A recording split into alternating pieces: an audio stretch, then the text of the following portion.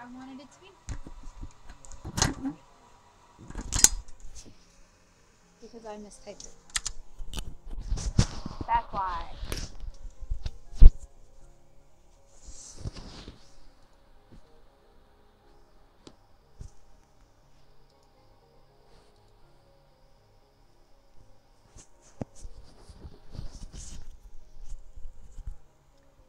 Hey y'all, good evening. I apologize for the slight delay. It was due to technical issues, but we should be good to go now. So for today's Power Hour art stream, we're going to spend 10 minutes doing a figure drawing warm-up together. So go grab your sketchbooks, go grab your pencils. I will pull up the reference in a moment. I'll do an introduction, an art nerd spotlight, a character sketch request, and would you mind dropping the form request in the chat right now? Thank you so much, Joseph. Heidi sent me a watercolor palette that I am going to demo on camera. I also have a demo request for folds. So we're going to talk about tension points, types of folds. We're also going to talk about pleats, ribbons, conical folds, ruffles, and lace. I know it's a lot to cover. And then for the main event, a question I got over on Instagram. I did ask that they submit this through the question form. They did not. I really like the question anyway, so I wanted to do it. And I will go ahead and read the question live on air.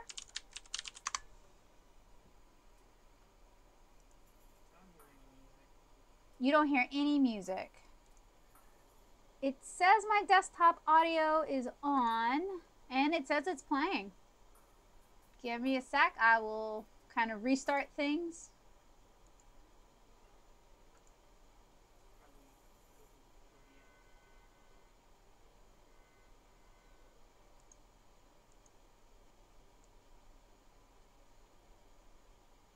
Can you hear it now? Sure thing.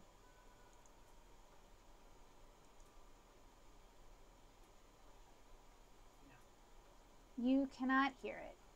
Okay. Do you think closing out FooBar would help? I have checked the volume in OBS a couple times. You told me to raise it a little bit. I can raise it.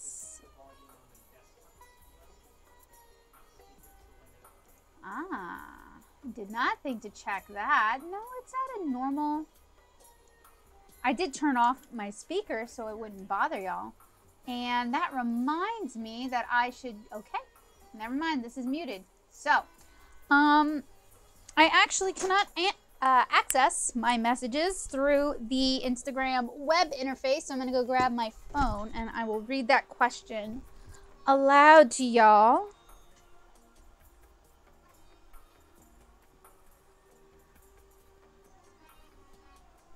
As you can see, I have my phone out. I don't know why I can't check messages from desktop. I'm sure I can, and I just don't know how. Story of my life. Sure. All right. So Hunter Lene Kelly asked, I know you have the 7-inch Kara series, and I was wondering where you get the prints made at, or if you have a tip on where to look for a good self-publishing place. I have an opportunity to take my OCs a step further, but I'm lost. So, I thought I would answer that live at the end. This is the main event of the stream, so I'll answer that live there. Hey, Heidi. I hope you got your sketchbook. I'm going to be doing some figure drawing on camera. So I will switch it to infinite. All right, let me know if that is not showing up properly. Awesome. You should grab a sketchbook too, Joseph. Did you just laugh at me? Did you have the nerve to laugh at me? And can y'all see my sketchbook? Oof. Oh, and it's blurry. Awesome. Sorry I went into infinite mode there. Woo! Did it again. I'm just batting 1,000 tonight. All right, so. Oh, I'm trying to fix it. Definitely a night of technical difficulties.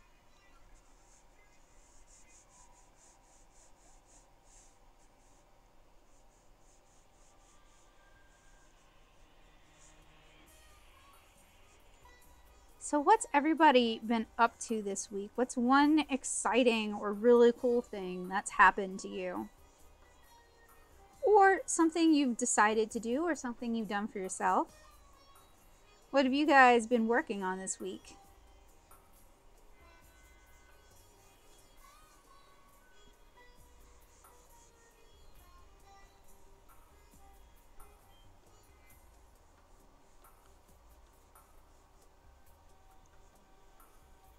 If anybody responds, Joseph, can you read it to me so I can engage them?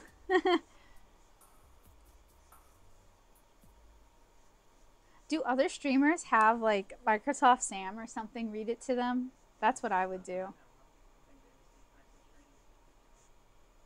Like how do LPers do it so that they can play the game and keep track of the stream? They just have it on a second monitor? Yeah, and they don't usually read things except during moments of downtime. They usually just like skim.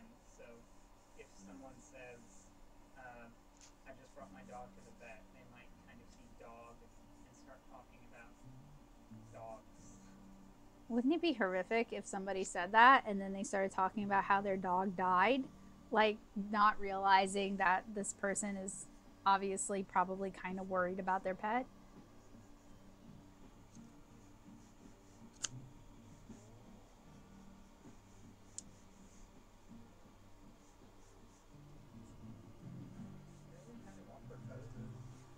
In that I'm drawing an awkward pose, or it is an awkward pose? Ah, it's a very shoujo pose. It's like a very Sailor Moon. All my friends, all my nakama have gotten their booties kicked. Are you okay? Kind of pose. I mean, what makes you say it's awkward?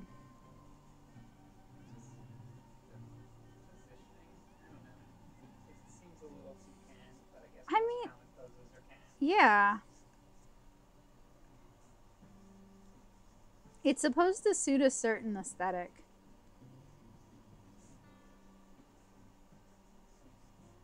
Which I think it succeeds at. Oh, I am using Senshi Stock for my reference. This is their pose generator, and you can check this out at senshistock.com/sketch.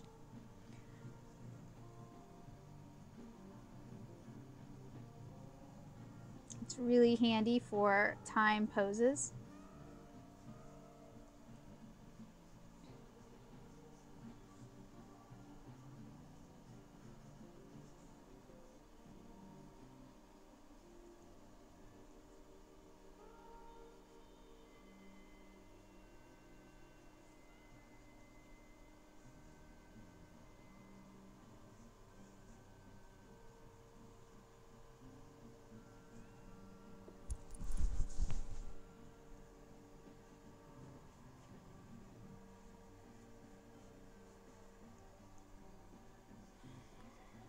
I apologize for having to reschedule the stream at the last moment. I had a really bad migraine all day yesterday, and I was really just in no condition to be doing anything. Not yesterday. Yeah, yesterday, Friday. I literally lost a day because I keep thinking yesterday was Thursday and it wasn't.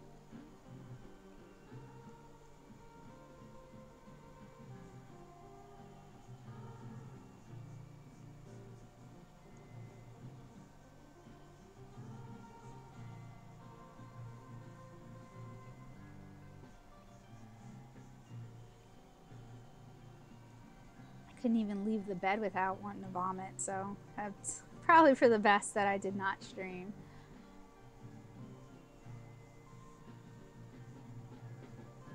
So for those of you who were able to make it, I appreciate you taking the time out.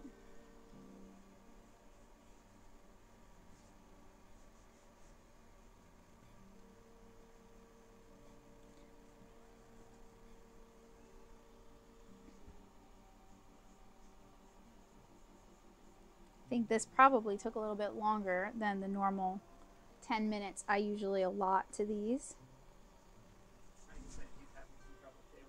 Yeah, I know. You mentioned earlier today that you have a migraine. I'm sorry to hear that. No, I think she's talking about the poses. Oh, okay. Okay. I mean, that's kind of like the good thing, though, about drawing weird and challenging poses. Like, even if the resulting sketch sucks, we've learned something from it. Ira and She Loves Planners says, hey. Hey, good evening. How are y'all today?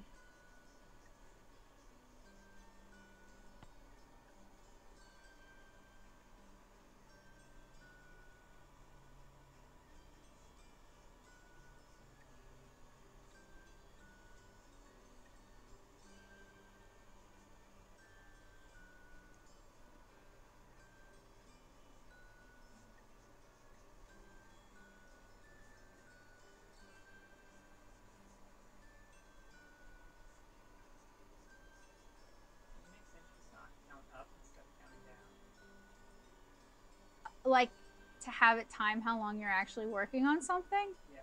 I don't know. I don't think so. You could set a timer on your, like, not like a Pomodoro style timer, where it's just timing how long you're working on a task.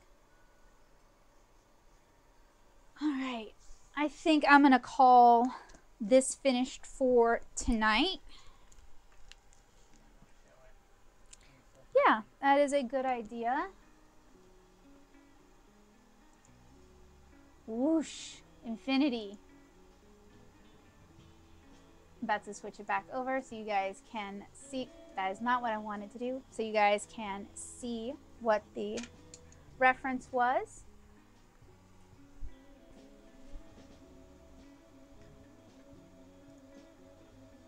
And I will leave Senshi stock up while I switch things over. So, if you are new to my Power Hour art streams, welcome. I am so happy to have you. They usually last a little bit longer than an hour. And the point of this is to answer questions, whether they're product questions or art questions, share experience, kind of hang out with you guys, get to know y'all better. No, that is not what I wanted. This is what I wanted. It is also an opportunity for me to celebrate my art nerds over on Patreon. So if you like what I do and you're interested in helping me do it, you can head on over to patreon.com/natosoup and join me. I am currently sharing early access to my Making Comics class materials, and since I'm signed in, you guys can see what my wonderful art nerds can see. So they get all sorts of early access, from cute exclusive mini prints that they can print themselves, to art nerd vlogs, to early access to videos, to exclusive wallpapers. I also create the webcomic 7-inch Kara. You guys can read that for free at 7inchkara.com or 7inchkara.tumblr.com. And this is the latest page, so we are currently on chapter 6. And 7-inch Kara is a traditionally painted watercolor comic. So, our art nerd spotlight tonight goes to 3 art nerds. I would like to welcome Allie. Pull up Allie's stuff right here, and Joseph will pop a link in for you guys. I'd like to welcome Allie to the art nerd community, and where there's Allie, I know there is Tanner, so welcome Allie and Tanner. I have Allie's Instagram brought up on the stream right here. I've met Allie at quite a few shows, and Allie is the sweetest person, and you can check out her beautiful art at instagram.com/inkmere. Also, Kabocha has, or Kino Kitsune has a new set of romantic brushes available. They are the Valentine's brushes, and it's a set of beautiful rose brushes that you can download for free at shooting-stars.org. And I want to give a huge thanks to David Adams, a fellow webcomic creator with 2 comics, Slightly Off Topic, which you guys can see on screen here, and Saggy Man Breasts, which is actually it's a very honest comic about weight loss. So that is incredible. I recommend you check both out. Joseph will drop links for you guys in the chat. So thank you so much, David. All right, so Heidi put in a sketch request tonight.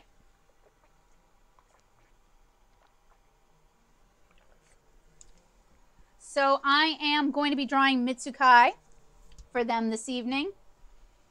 And let me double check OBS just to make sure you guys can see.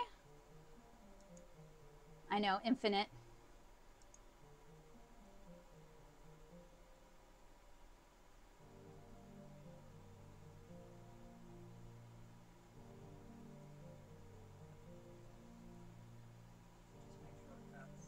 I probably should make shortcuts so that you guys don't have to stare into the abyss. Or if you're going to be staring into the abyss, you're just staring into the electric abyss at electricabyss.com.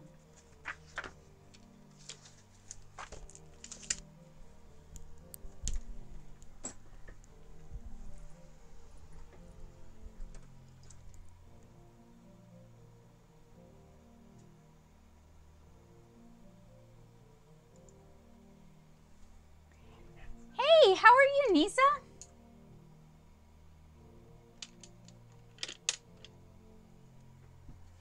It stares back, but what does it see?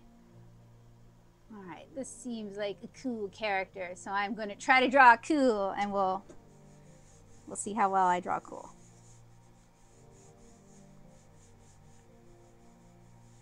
As always, I really appreciate you guys submitting your OCs for me to draw. So keep them coming.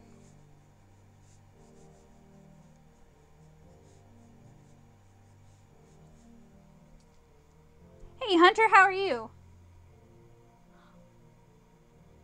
What? Oh, that's really sweet. What'd you name the beta fish?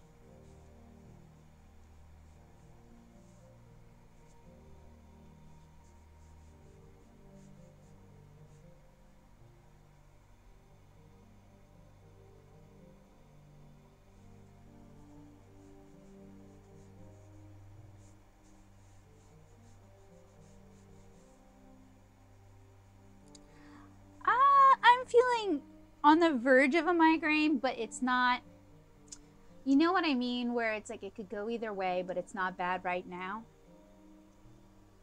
Oh, cool.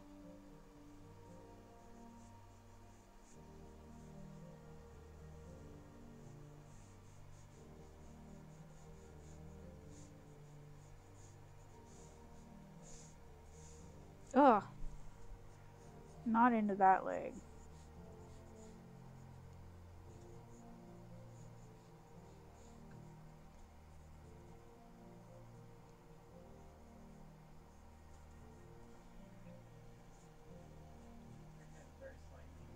Thank you. It does bother me. Well, I don't like how it looks when my head's in the shot.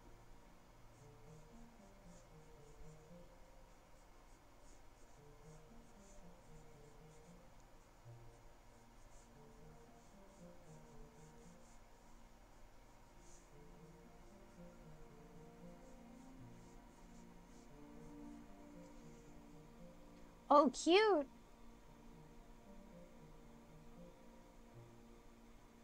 Oh, Joseph, that's awful.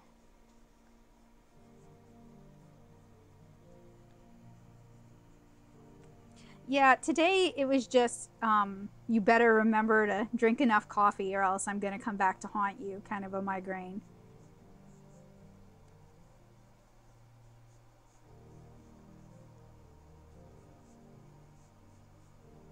I should be using Senshi stock for poses and just like let it randomly generate and whatever.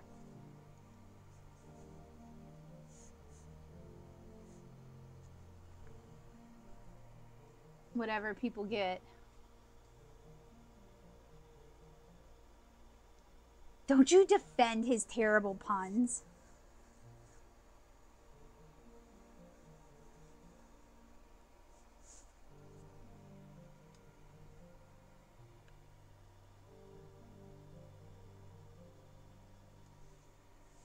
That was really sweet of him.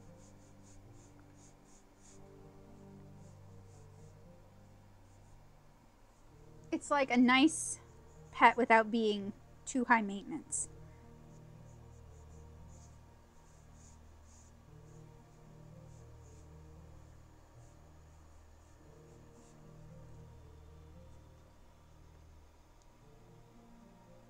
Oh no, the pun squad has come to make me regret my life.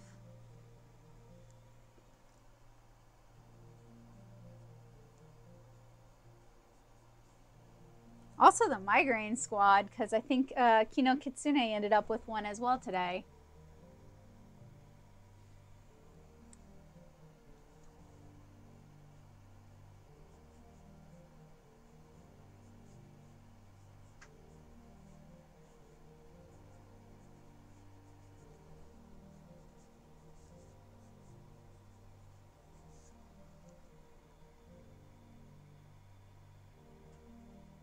Well, I would say just put the stream on in the background and take a nap.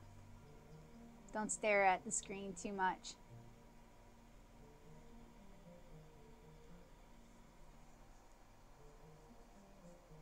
I can't decide whether I want to take this character in more of a Duo Maxwell direction, a Devilman Crybaby direction, or a Saber direction. Maybe I'll go in the Saber direction.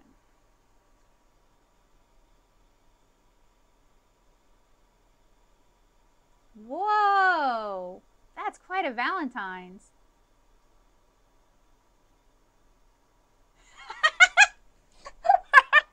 Sorry. I don't mean to laugh because I know two of y'all have headaches. Because I'm drawing for Heidi, and Heidi and I are the same age. So you know.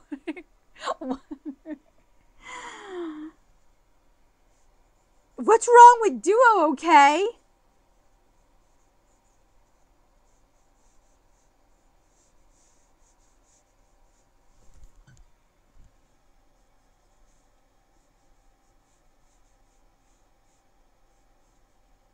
Although I think if Duo were a girl, he'd just be Hildy. Oh, you're saying go that route. Oh my gosh, I started doing the Saber route. Okay, I'm gonna do the Saber route, and then I might go the Duo route. I was gonna shill for another OC to draw anyway, so.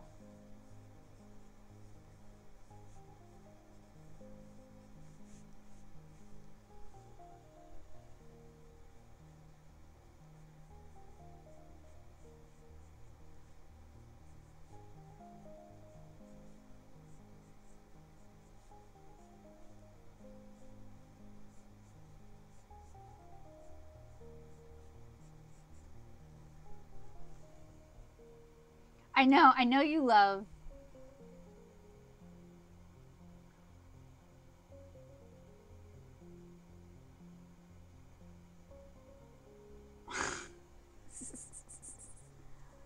Maybe that's why we all have headaches, huh?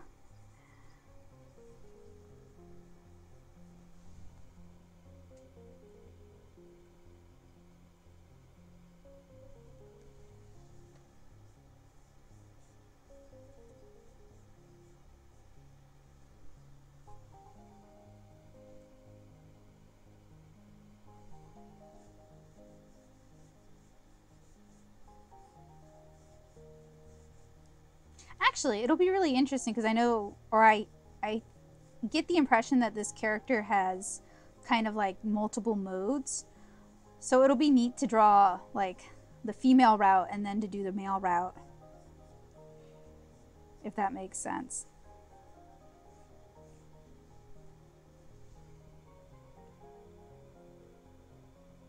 I mean, that could happen.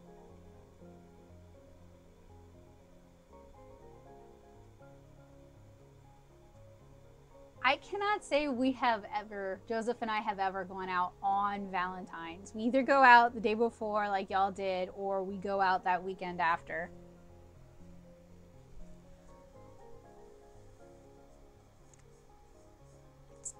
So you're in good company.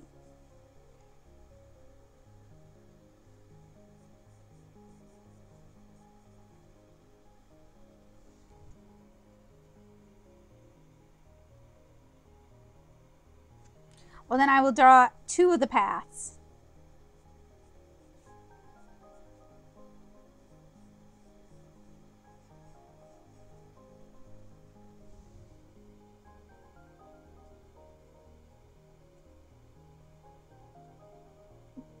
But it's a sweet cat.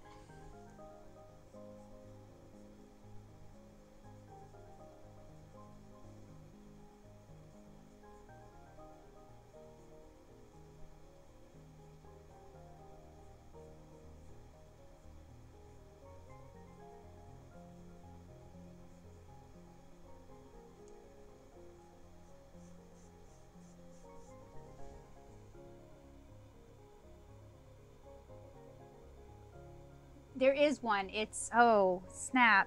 Now I'm not going to remember it, and I can see it in my, I can see the cover in my head. Casey Van Heiswork. Hustle Cat. Hustle Cat.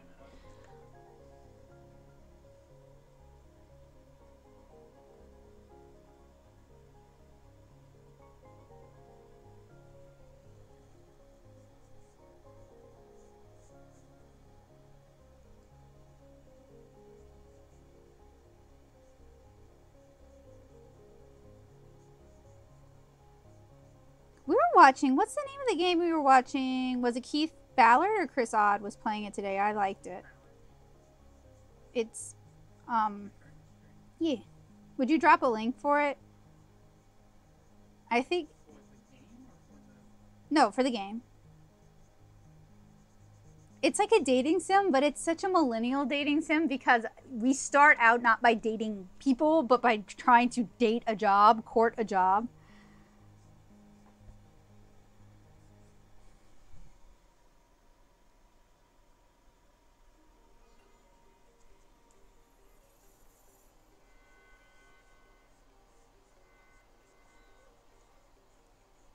Bowie kept me company all day yesterday. He was a good buddy, actually. Normally he's kind of a brat, but he was a sweet boy.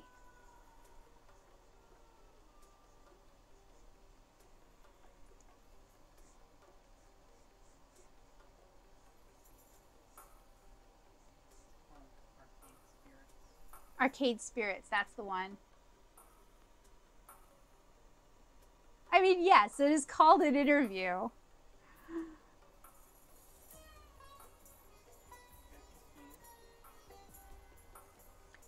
Yeah, it's got kind of a gothic Lolita feel to it that's pretty cute right now. Heidi, do you mind if I take liberties with this character for the time being? Basically make it more like Saber. And like I was thinking of doing maybe like a ruffled underdress or I don't know, maybe like Lady Un style tights underneath. Okay, thank you.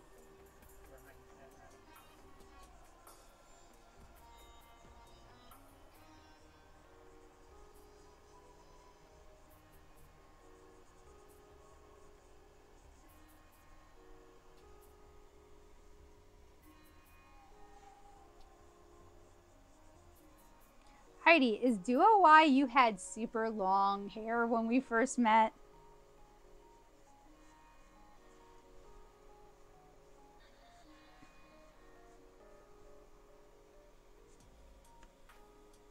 I think you can be whatever you want to be in Hustle Cat. I think you are a boy?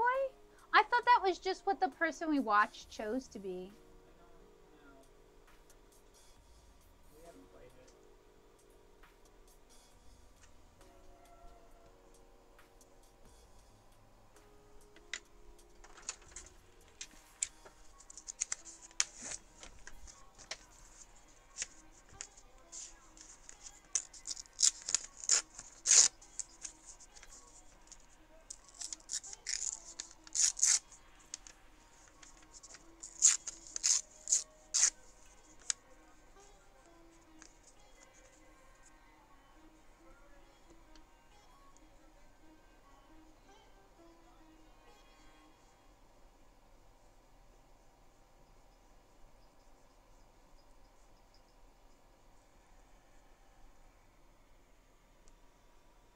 Right? Like, I really like the art for Dream Daddy.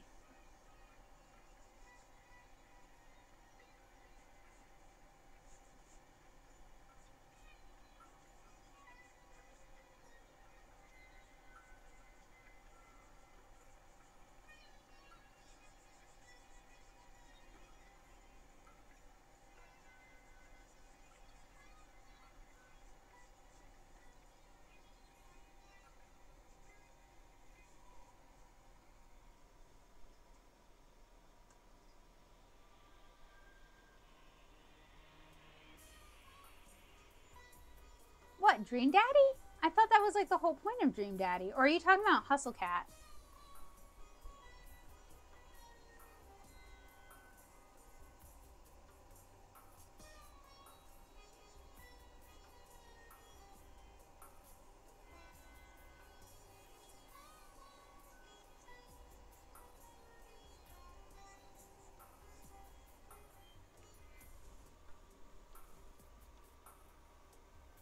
Wait, did you finish Kingdom Hearts 3 already?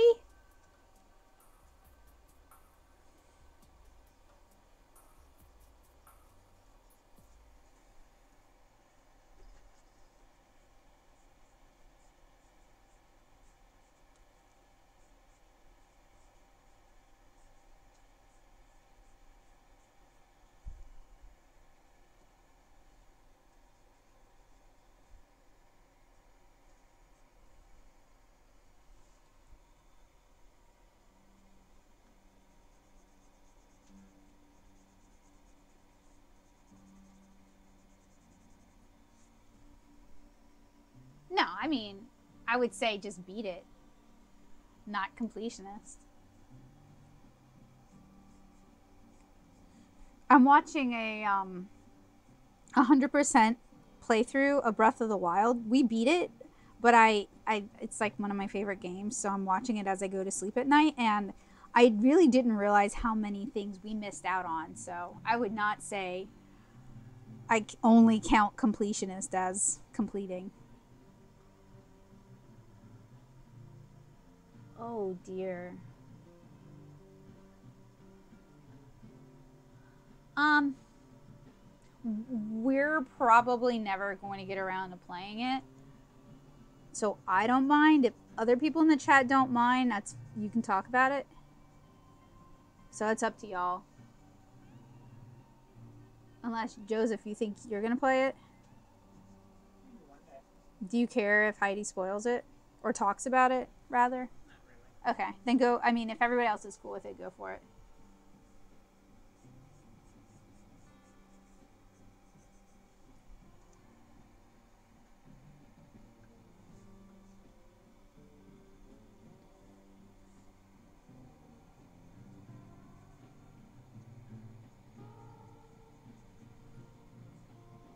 Now y'all truly see the difference between Heidi's art and my art. Heidi puts all these beautiful details into it, and I spend all my time figuring out how I can caricature those details.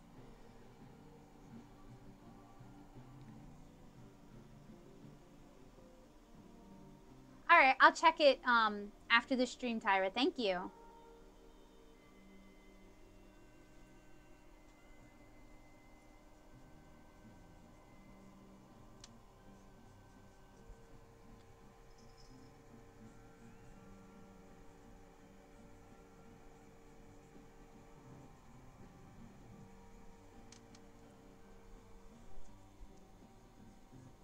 Joseph, would you post a link to the Discord?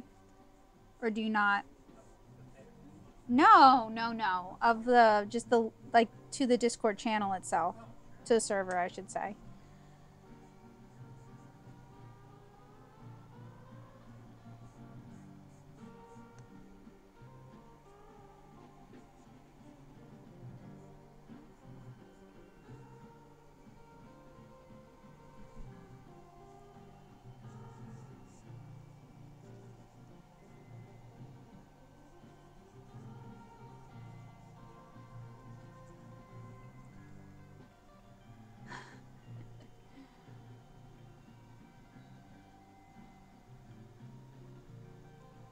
No, I like your details. I just don't have the attention span to draw them myself. That's why your illustrations always look so rich.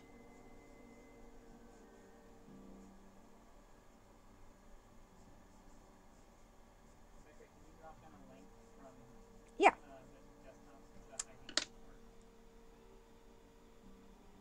Wait. Oh, of course. Wow. Not what I wanted to do, though.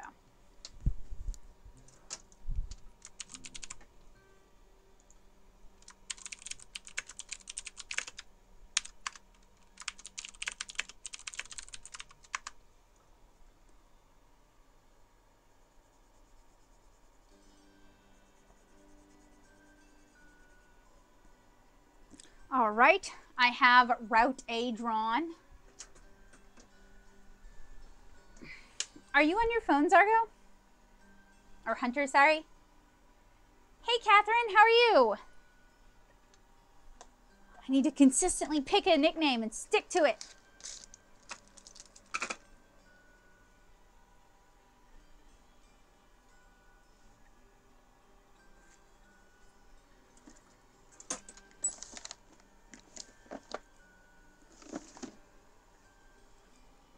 Looking for a pencil sharpener. Don't know where it is, but I will find it soon.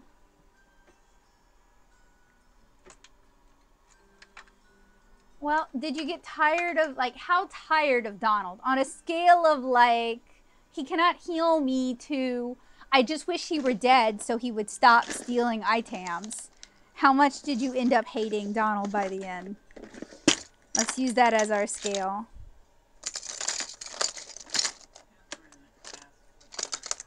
I am drawing Heidi's OC. I dropped a link in the description. So I'm basically doing a character sketch request. And since this character has multiple different forms, I'm going to draw the other form in a minute. I was just looking for a pencil sharpener. So Heidi, if you want to talk about Mitsukai, go for it. Tell us about your OC.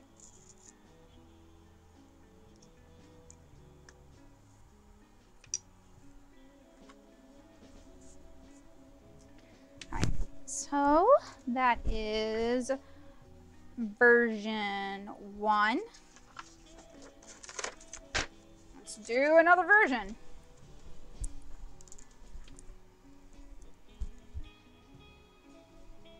Ah, thank you. Oh, I didn't even draw any wings. I gotta draw wings on the second version. That's the rule, right? If you laze out about wings on one, you gotta draw wings on the other.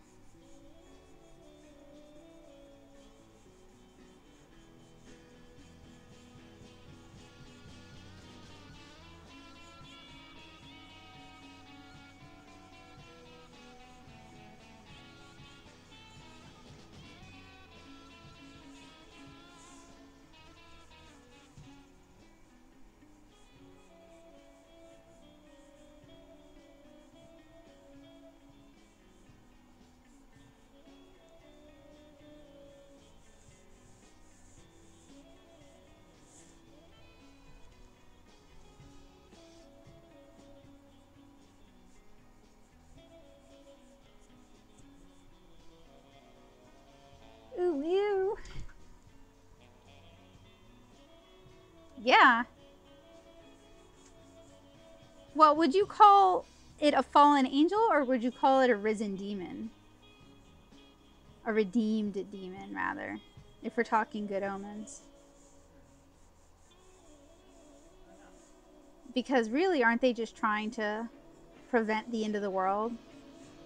Like, one's gotten kind of corrupted in his time away from heaven, and the other one's grown kind of soft and more human in his time away from hell.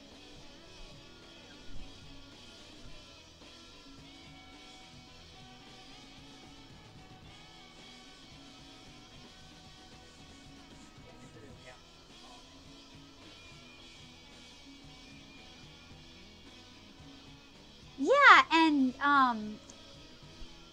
John Hamm is playing something in it, right? He's playing, oh, what's his name? The Good Angel, I think? which is not what I expected. I could be wrong.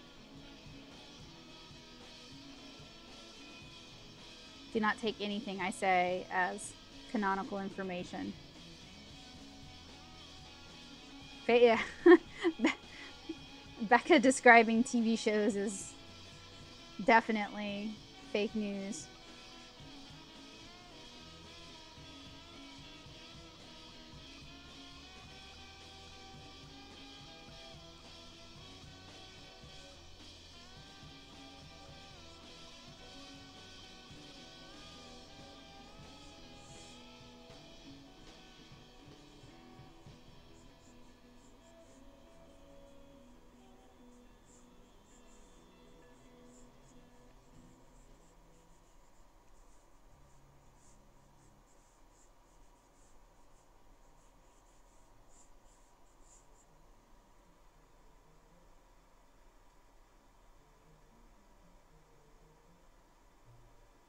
I feel like this is a character I've seen you draw quite a bit over the years. Have they been getting more love lately? I thought there was some examples in the How to the instructional drawing books. Oh, go grab a copy of it. It's downstairs. Oh, you don't have to if you don't want to. You just find it on Amazon.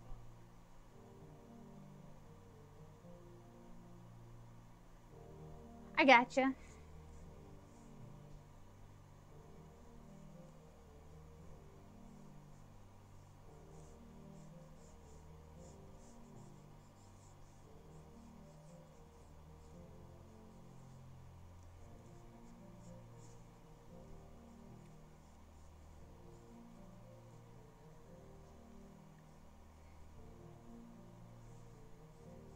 Hey, I feel like drawing, but I don't know who or what.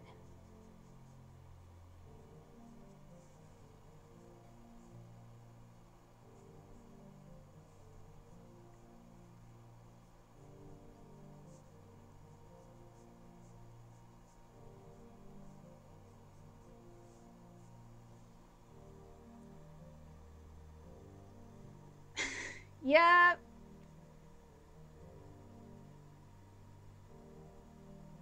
I mean, whatever is inspiring you to draw is pretty valid.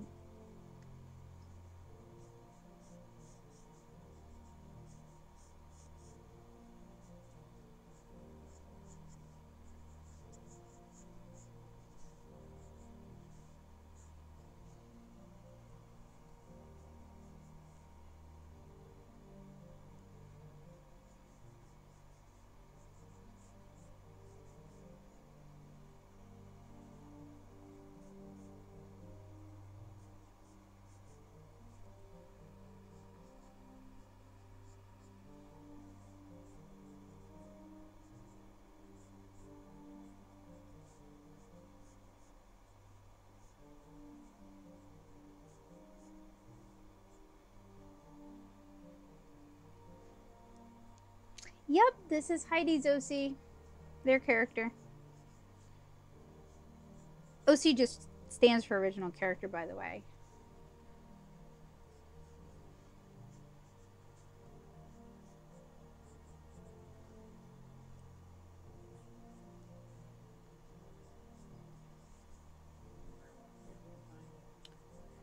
We'll just pop a link into the description.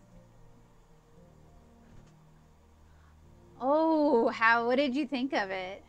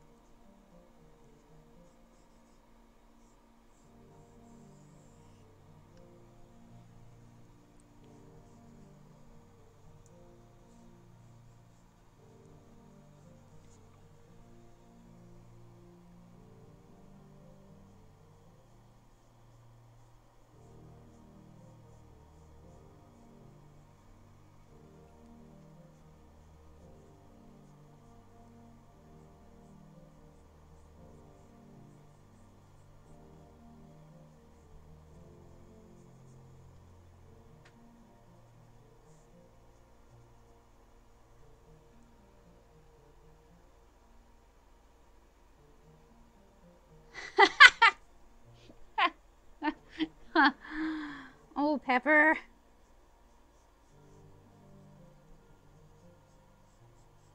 Pepper says share.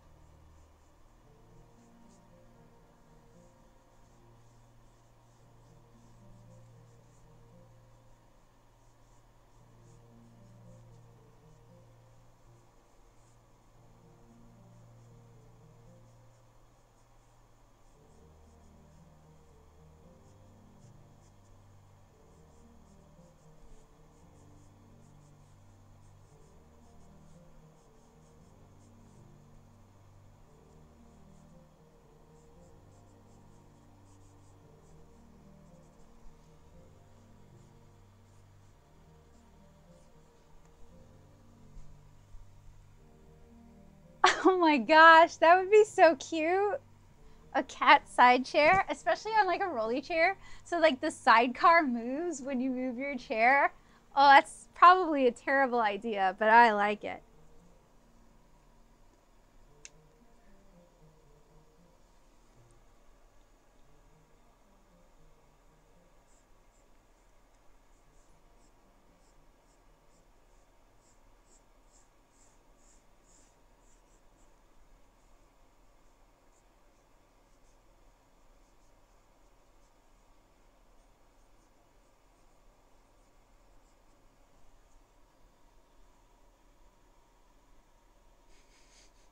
Yeah, you'd be the one sitting in the sidecar.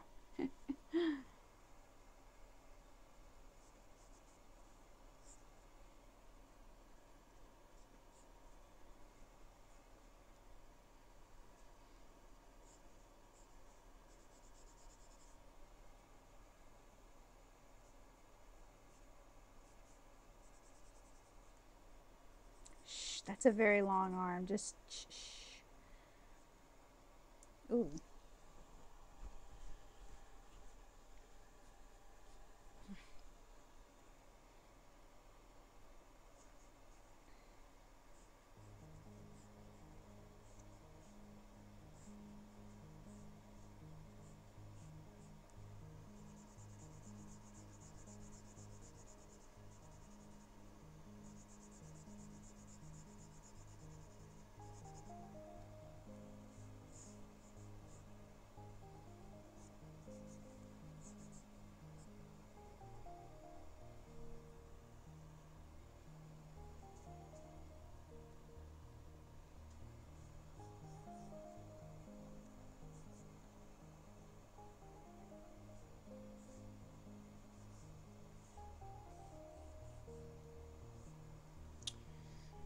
All right. That's 2 down. Woo!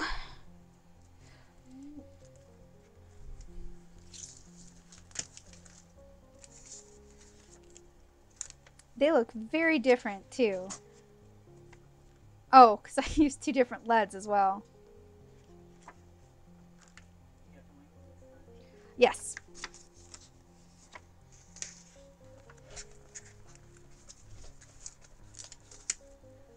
Look, they'll even take uncushy warm things or cold cushy things. It is stretching time, y'all.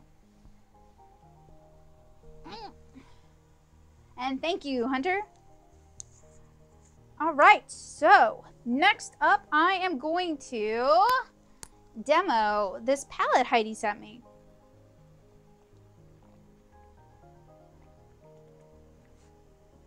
You can take a 10-minute break.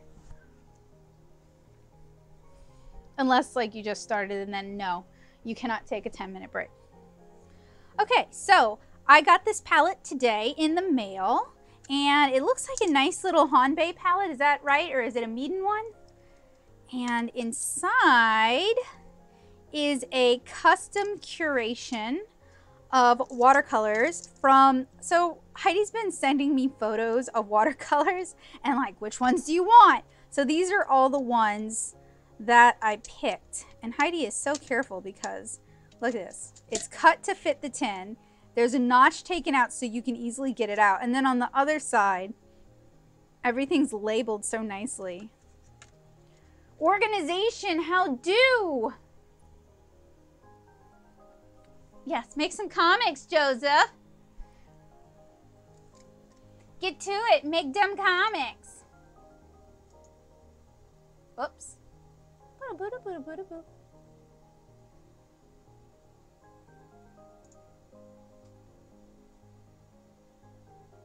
Yeah, probably either Hanbei or Meaden, probably. Them's the cheap ones. So I have, whoa, I need to, before I get these all, wow. Wow, wow, wow. They're popping on out now. They're ready to, wow. You packed these in tight. How did you, oh, are they magnets? Because this one is like saying now. Oh, they are magnets. Okay, somebody lost a magnet then. Are you laughing at me? Look at this. Somebody lost 3 magnets. What is this? Give me a sec.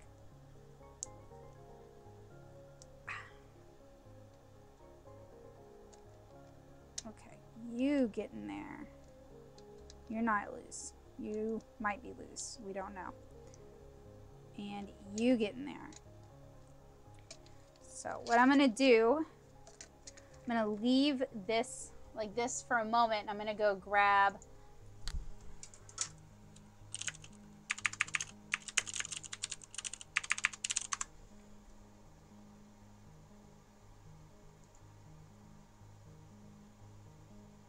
wow.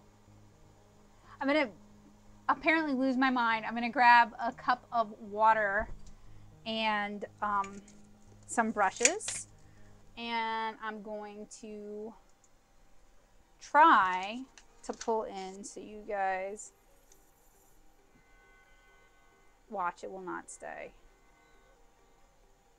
Please stay, please. That's close. Okay.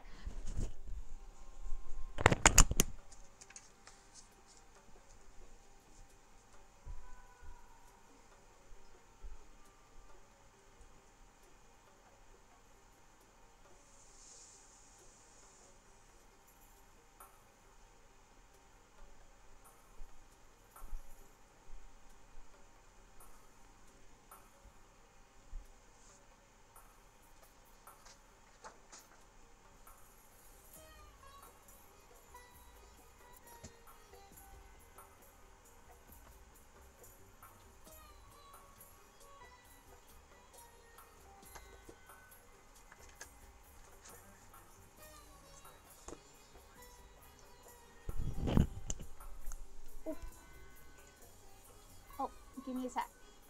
1 sec to see. Oh, yeah, I'm sorry.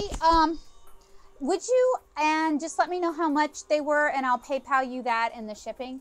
I think I responded and said that to please send them and that I'll reimburse you for them.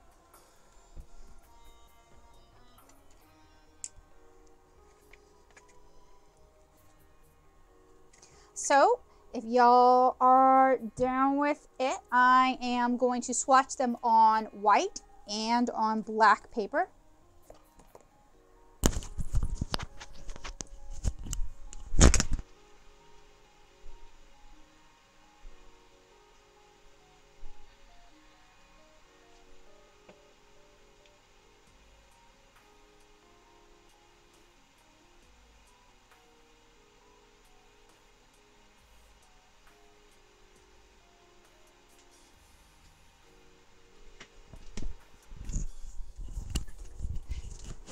And we have Holbein Yellow Gray. So this one up here. Oh, and then Heidi also labeled them by hand. Ah, you're so organized. Holbein Permanent Green 1, Holbein Cobalt Green, M. Graham Phthalo Green. I'm just going to spritz them off camera. So you have a second to activate. Soak up some of that water. Daniel Smith, Inditherone Blue. Core Ultramarine Blue Violet. Daniel Smith Quinn Purple. Daniel Smith Bordeaux. Holbein Bright Rose. Holbein Opera. Holbein Crimson Lake. DS Sugilite Genuine. Cannot talk tonight. Sennelier Caput Mortem. Core Venetian Red. DS Fuchsite Genuine. DS Iridescent Garnet. DS Kyanite Genuine. DS Moonstone Iridescent. DS Electric Blue, DS Cabo Blue, DS Duo Turquoise, DS Duo Aqua, and DS Fuchsite Genuine. And I think I'm only going to swatch the iridescent slash glittery colors.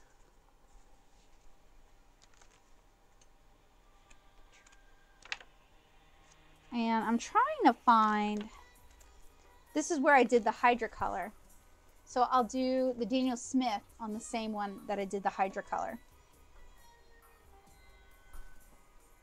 Oh, just a cheap spray bottle. Sure thing, Tyra. Mostly I'm just curious about those watercolors, unless they have something else interesting that I don't know about. Tyra's Dollar Tree gets cool stuff. Cooler than the stuff my Dollar Tree gets.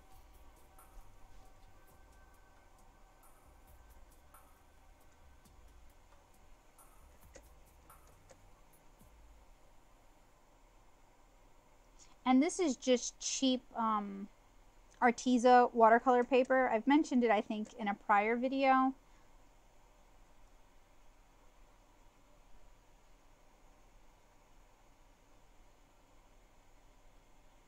Well, your thoroughness is appreciated.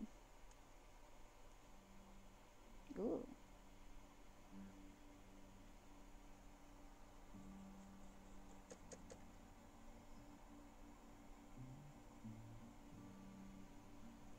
And you can definitely tell my camera is not quite right because it's desaturating. These are all really intense colors. They all reconstitute very quickly. They deliver a lot of pigment. I mean, that's not surprising given that it's Holbein and Daniel Smith in core.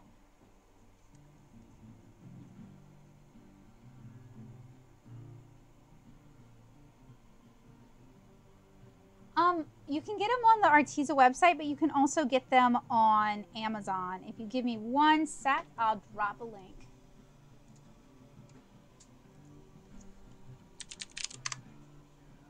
Who? Oh, cool. Got off from work early. I think so.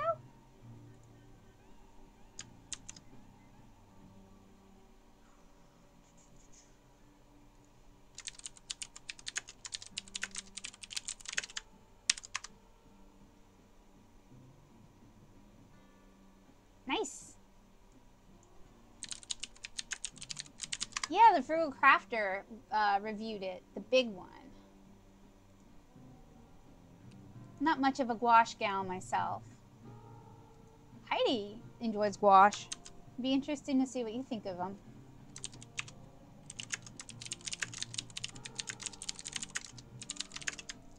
I mean, it is, well, yeah.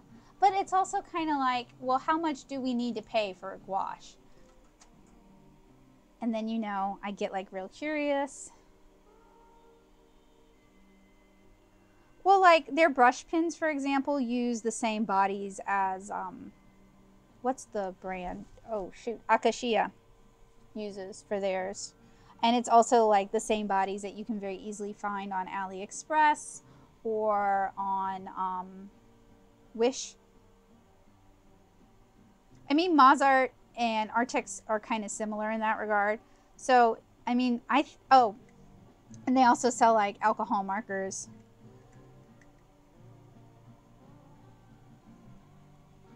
Yeah, there we go. Yeah, I did too. I have them, actually, I put them into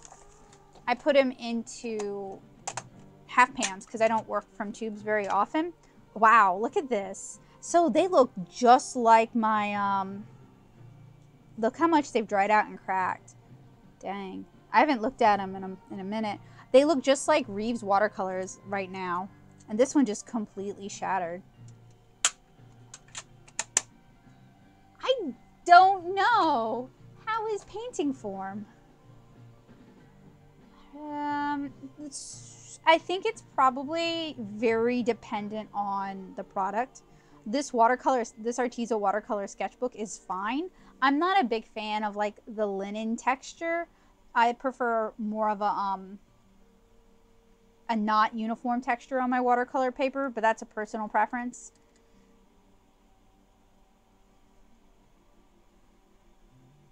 I didn't care for their tube watercolors either. I think they're kind of comparable to Reeves watercolors. They seem to be full of optical brighteners and they seem to be kind of cheaply made. I haven't had a chance to really test out like their full gamut of products though. Where are they based at? They say they're made in they're US based on the website. Well, if you look at the molds they're using, they look like everything else that's being made in China right now.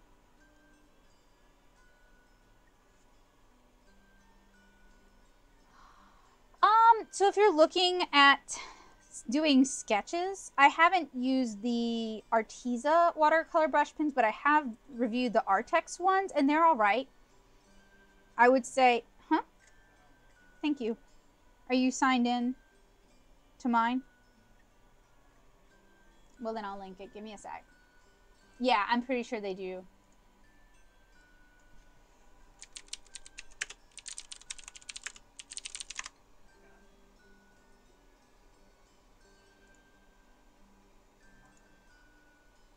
Yes, but I want something specific. Oh, I was thinking the YouTube video. Oh, go ahead and drop the link for that. So that is the review for the Artex ones. And what's neat about these is you can use them, compared them to Marie's. I have a set of Marie's Western. I would be interested in doing like a head-to-head comparison between the three now that I think about it. Yeah, I think of Arteza, Artex, and Mozart as being very similar. I will say that the Artex and Arteza products are a little bit higher quality than many Mozart products, but Mozart's Como Rebi set, it's like a 40 color watercolor set. I really like that set. I think it's a really good, inexpensive watercolor set. Yeah, that's kind of what I think is probably going on. But then again, I mean, how many art supply companies are not doing that? Okay, so that is the colors swatched on white paper. I'm going to put them aside so they can dry. Now I'm going to swatch all the iridescence on this black paper here. At the top are hydrocolor swatches.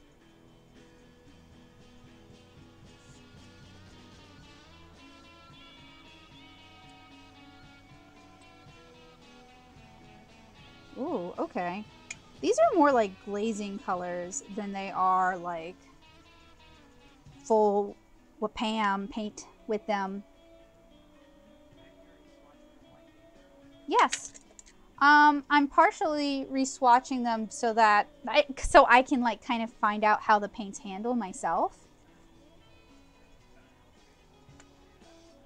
But then I've committed myself. I would prefer to spend a couple of minutes doing swatches and figuring out if I like it than spending a lot of time doing a painting and learning the paints as I go. Like, I'd rather kind of have an idea of how they handle before. I guess so. Yeah, sorry, Daniel Smith. ADHD brain going on tonight. Sometimes, whoa, that's pretty. That blue, it is Cabo blue, and it definitely has an interference color. You guys probably cannot see it, unfortunately, but it looks green on the black paper, and it's a very light blue with a green sheen on the white paper. That's cool. unfortunately. I didn't think.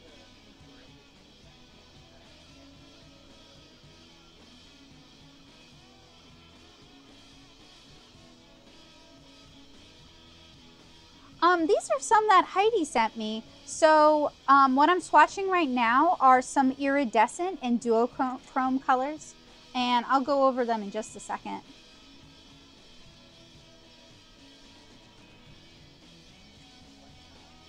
I know, the colors are not being accurately reflected on camera, and I apologize. How long would that take?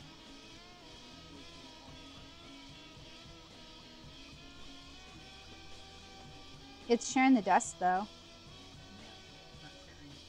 Okay, so on this black paper here, I swatched, I gotta find it, give me a second. Daniel Smith Red Fuchsite, Daniel Smith Iridescent Garnet, Daniel Smith Sugilite Genuine, Daniel Smith Electric Blue, Daniel Smith Cabo Blue, Daniel Smith Duochrome Turquoise, Daniel Smith Duochrome Aqua. Wait, I may have confused myself. This is probably the Aqua. This is the turquoise. No, back up. Yes, it is. This is the turquoise. This is the Cabo Blue. What? Oh, there's an extra, it seems like there's an extra one in here. Okay.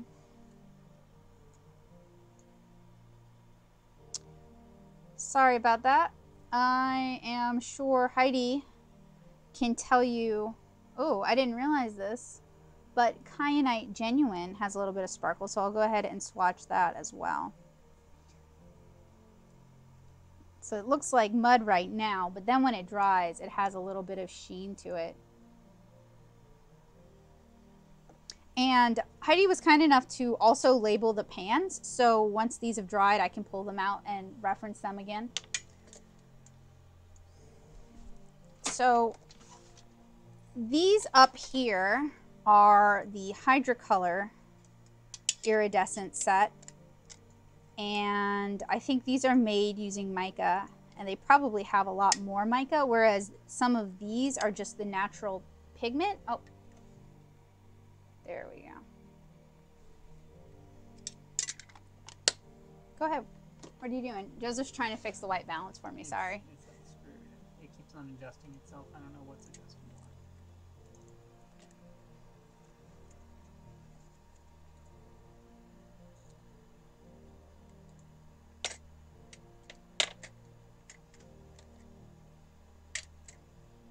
So how's that music treating y'all? Have y'all got tired of hearing the same songs over and over again?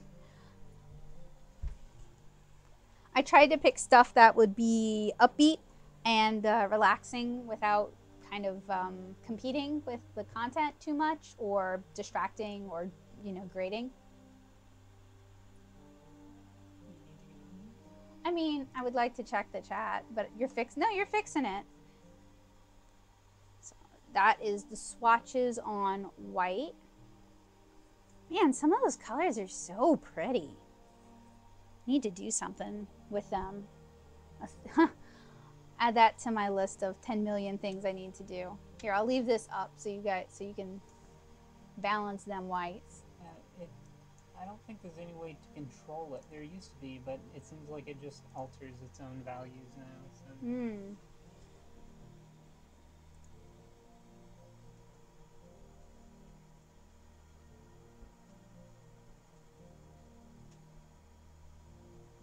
Oh, sorry, it's Daniel Smith. Well, not all of them are Daniel Smith. It looks like it is mostly Holbein, Daniel Smith, and Core. With Daniel Smith and Holbein being the, oh, and one Sennelier being the vast majority.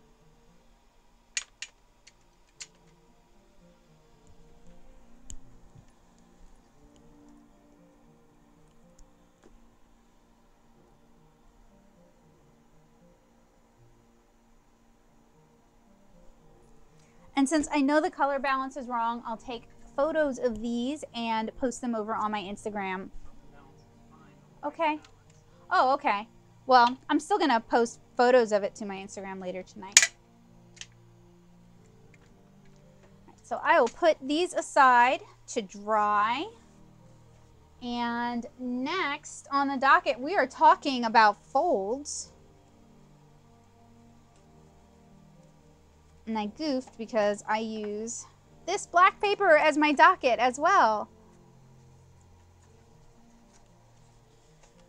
Uno momento.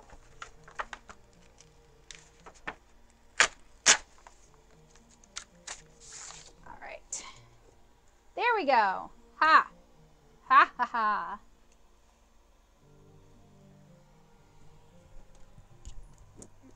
So we talked about folds a bit last stream. I kind of just demonstrated a method for kind of learning about different types of folds on your own. Please focus. Thank you. And there it goes again. Awesome. So there are generally 6 different types of folds. There are pipe folds, zigzag folds, spiral folds, half-lock folds, diaper folds, drop folds. And in drawing the head and figure, which I highly recommend, this is a wonderful resource. Jack Ham does a phenomenal job explaining things very clearly. He has a few illustrations which should be quite helpful. I'm gonna leave this open here. I'm gonna go get rid of this cup of water. I'll be right back.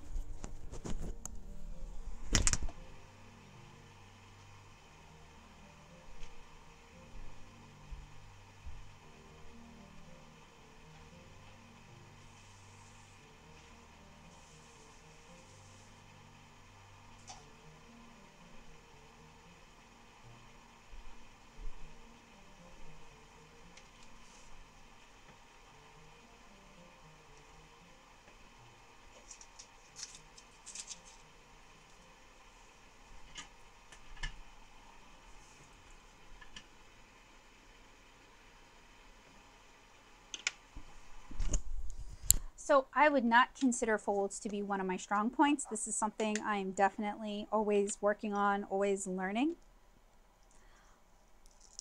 I would definitely say Heidi is stronger at folds than I am, as well as Kino Kitsune. So you guys can take kind of what I say with a grain of salt, but hopefully this will be useful to maybe people who are watching the stream in the future or other people who are watching this evening. And this was a drawing request submitted through my request form. Trying to get a pencil ready. It is, might as well do it on stream, right?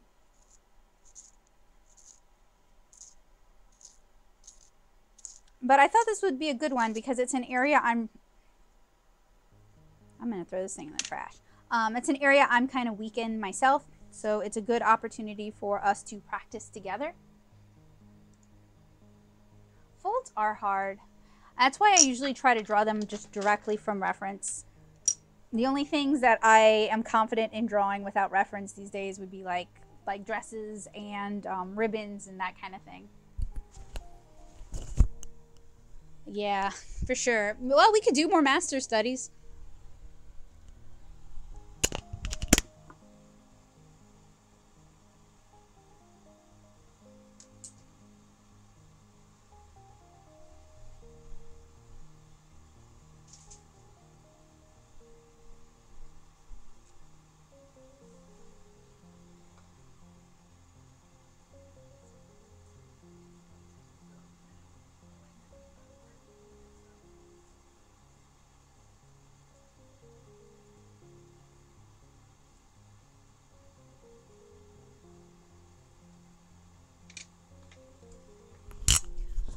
Not only that, but they've spent all day working under somebody who is directly guiding their education.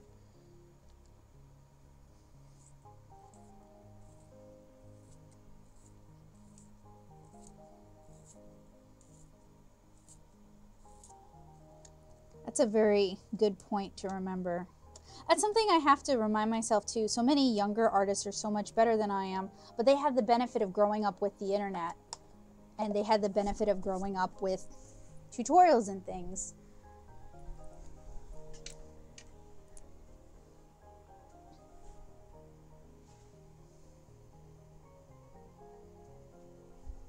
So the way I think I want to handle doing folds with you guys this evening is I think I'm going to bring up some reference like I did last time and just practice drawing from that, if that's cool with y'all. And I'll bring up the reference on screen so you guys can practice along.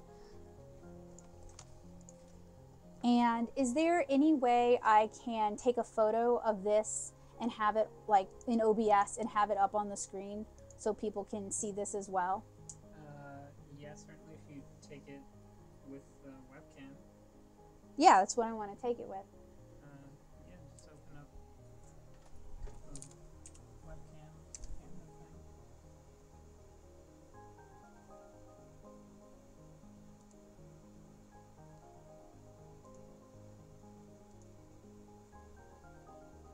Well, you know what?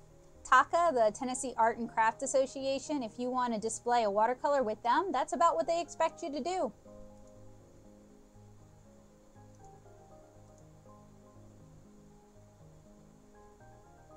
So maybe those are skills I should learn. I know Kino Kitsune was grinding her own pigments for a little while. Is it because it's running through OBS? Probably because it's running, yeah. Doesn't want to take a picture. So, I mean, you can just screenshot this. Yeah, that's what I wanted to do. Well, why didn't you just do that? And then how do I have it displayed on? You can just press print screen, huh?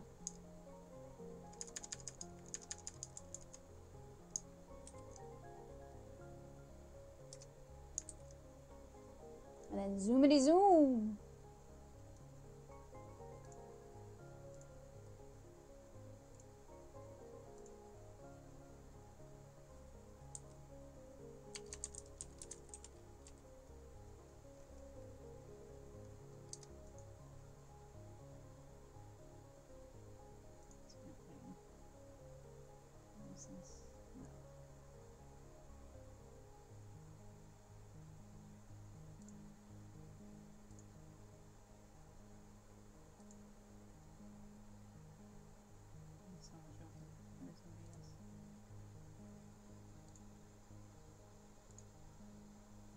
Oh, we can do it through image.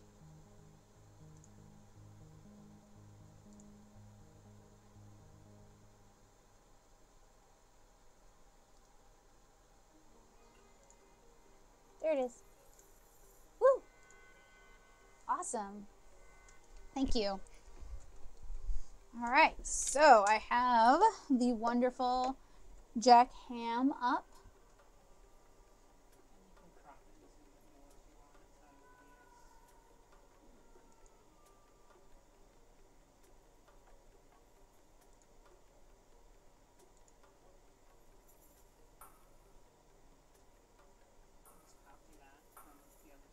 Okay.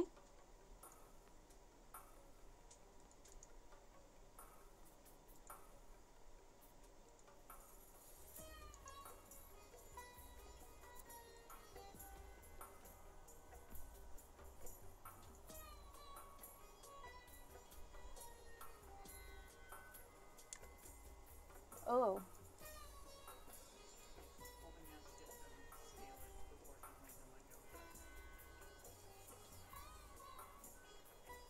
Want it so that it's useful to y'all. Yeah.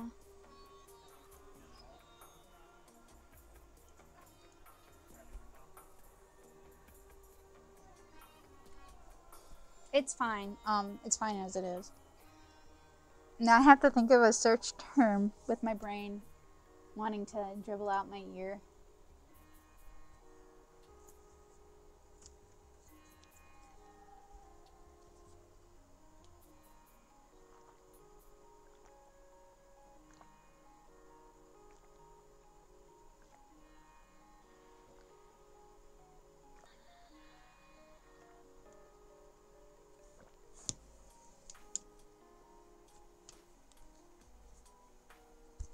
Oh, winter break, nice.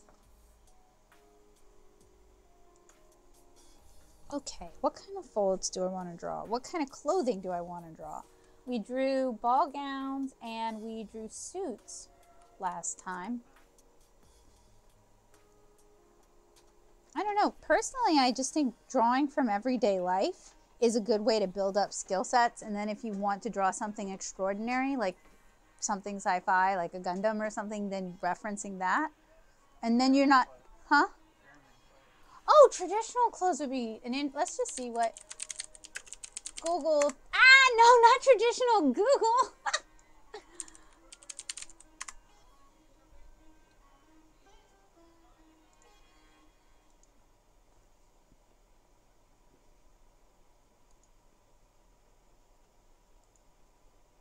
Sure. I think that's as good a place as any to start.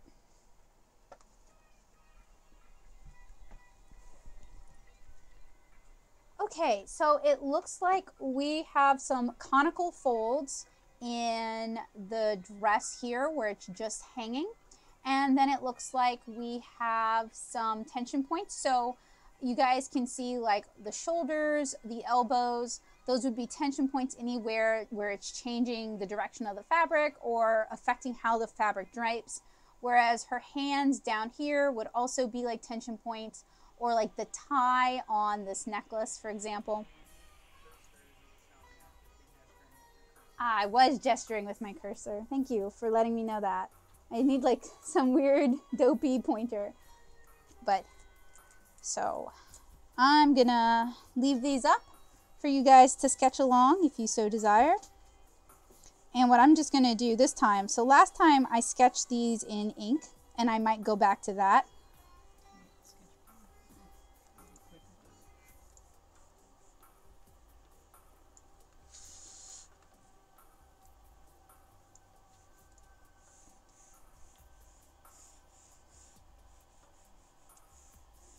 5 decades of drawing experience. That is a lot of dedication. I have, I think a lot of artists have like this period where we all kind of enjoyed drawing when we were 5, and then we all had teachers who basically told us to stop spending our time in class drawing, and we all pursued other things for a while, and then we all fell back in love with drawing at some point. Yeah, exactly. Took breaks. So I quit. I used to really be into writing and drawing, and I guess I would do like proto comics at the time. Ooh, all right, sugary drink sounds good to me too.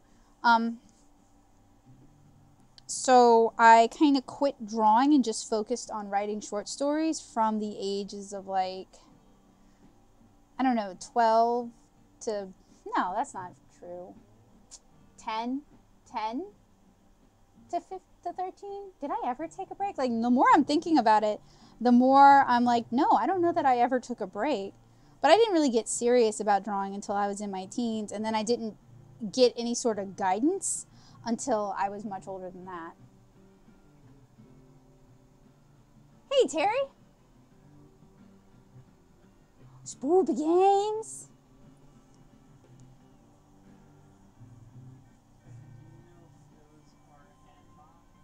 I think they are. It says they're from AliExpress, but it says they are new Asia hanbok formal dress.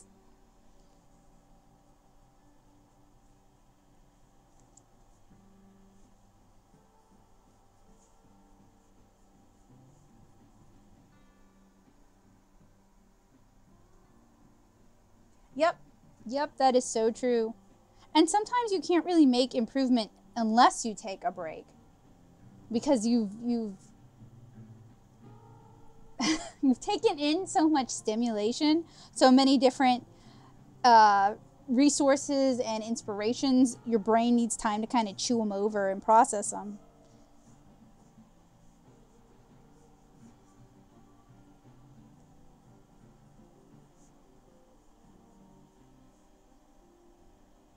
Okay, so I'm drawing the one where she's adjusting her bow tie, and it looks like we've got some lock folds, which Jack Ham also refers to as Y folds, X folds, S folds. V folds. So it seems like all the letter folds can occur in these sort of interlocking fabric areas. So what I will do for this is I'm going to kind of sketch out the gesture of the fold and then work on tightening it up. So I'm sketching in the gesture of the fabric.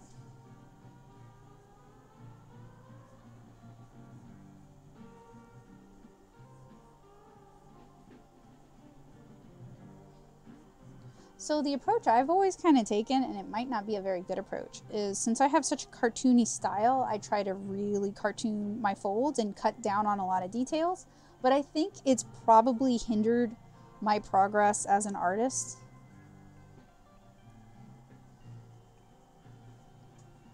Because I'm not doing necessarily a lot of realistic clothing studies.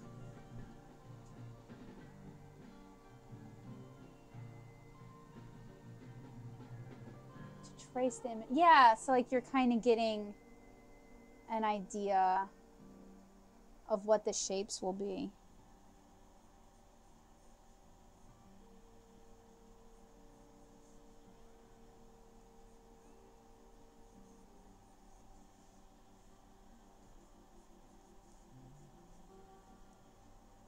If you're drawing along, I would also recommend doing the stripes on the fabric, because that's going to be a good exercise in contour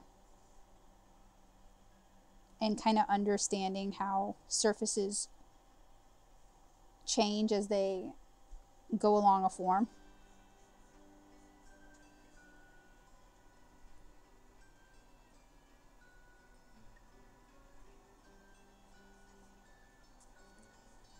I could go for Dr. Pepper right now myself.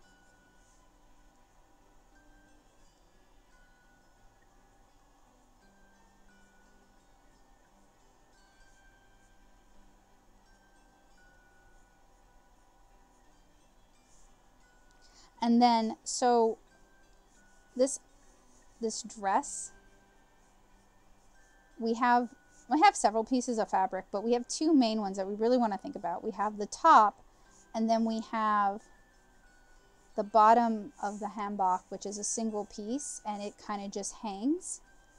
And there's, it looks like a little bit of pleating at the top. And then we're going to get those long conical folds, which kind of just comes from it hanging.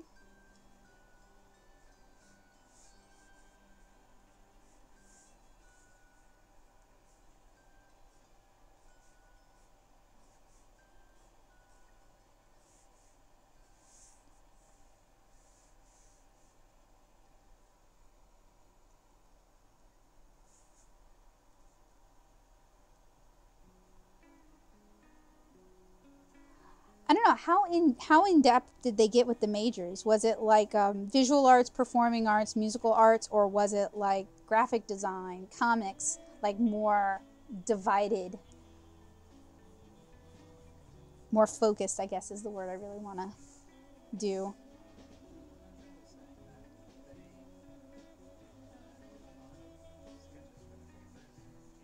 Oh, that's so cool.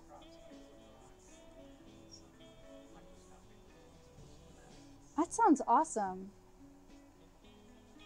I took a lot of geology classes in undergrad as well, because my minor is environmental science, and that was something I really loved doing, was the field trips where they'd have us go out, and I would sketch, but it was like you can take photos or you can, you know, whatever. But I really enjoyed being able to go do field work like that.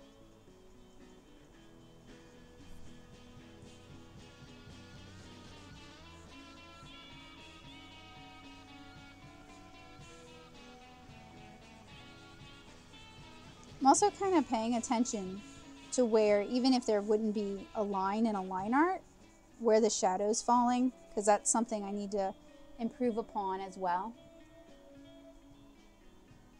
Ooh.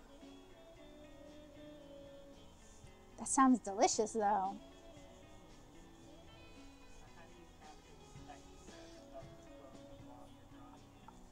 Oh, I wish I was better at that. I'm not great at doing texture. Oh, I wish I was better at capturing the texture of the fabrics that I'm drawing. That's not really an area I'm very strong with right now. I rely a lot on color and being able to add texture in with variations in tone. So it's not necessarily one of my strengths. In terms of adding texture, the most I might usually do is like draw in sort of a basket weave pattern, which could be useful for coarser woven fabrics or burlap or literally basket weave or microscopic views of fabric, that sort of thing. I know that by drawing heavier, chunkier folds or fewer folds and like fabric that sticks out, that's stiffer, it's going to imply that the fabric is heavier, so like velvets. But basically what I'll do is I'll Google like velvet and I'll think about how velvet falls on a figure, or I'll Google silk and I'll just practice doing some studies from that. And I really need to do that more often because that's a skill set I've kind of lost over the years.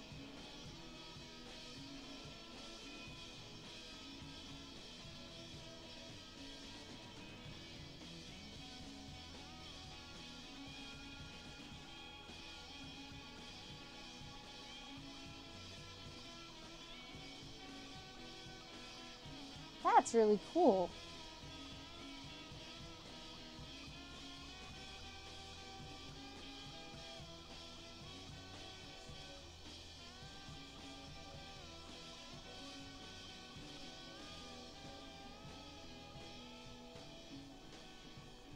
Would that be kind of like botanical illustrations or like the bird illustrations that Audubon did, but it more like geologic processes and rocks, minerals?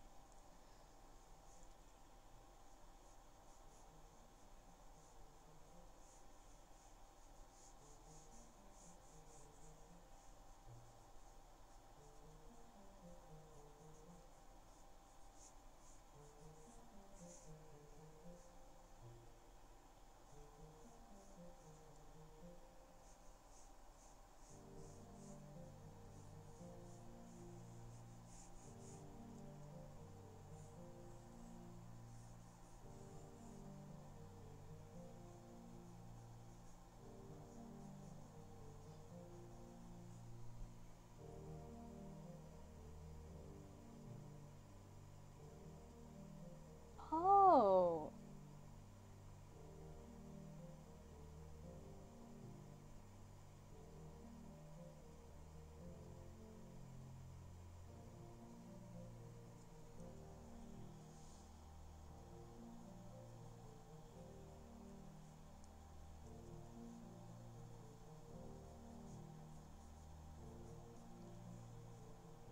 so I'm sort of thinking, because I am tired and kind of fading fast, I'm sort of thinking continuing the fold demos to next week as well, and just kind of getting into the main topic tonight, if that's cool with y'all.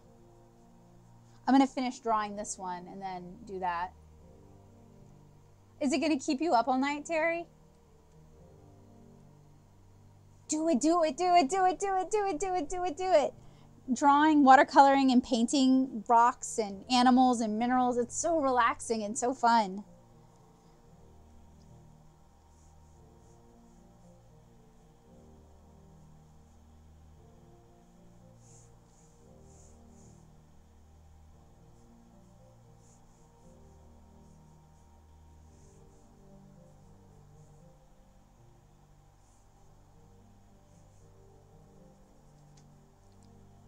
I think personally too, I need to approach drawing folds more academically than I currently do, because I'm really just working from reference and kind of drawing what I'm seeing, but I'm not necessarily thinking a lot about it or making notes.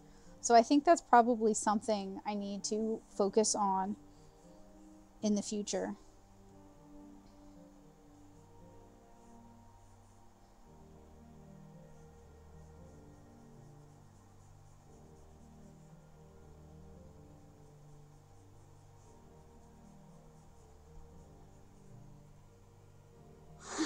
So where are you sitting? I don't know. Drawing transparent materials is really fun to me. I would love to set up like some quartz crystals and practice drawing through, because there's refraction going on as well. Yep, that's how I think about folds, Terry.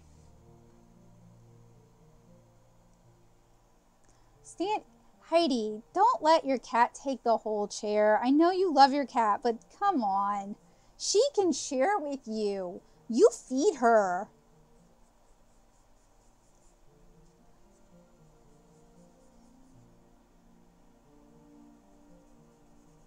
Don't let the cat be your boss. Okay, so that is 2 Hanbok for tonight. She bites? Oh my gosh.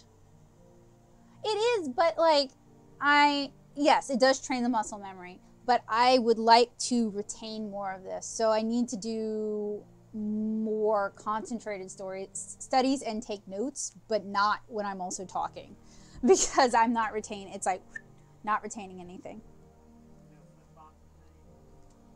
What? So I am going to save my pleats, conical folds, ribbons, ruffles, and lace demo for next stream. Turn image off. I thought I turned image off. What did I do? Oh, I did turn it off. Okay. And that's going to allow me to kind of transition into the main event for this evening, which is talking about developing your OCs into a merch and into a comic. And I think a lot of people in the stream this evening have done similar things. I don't want to say have done the same thing, because I think everybody's kind of taken a different route with it, which I think is really interesting. So please feel free to chime in with your own experiences.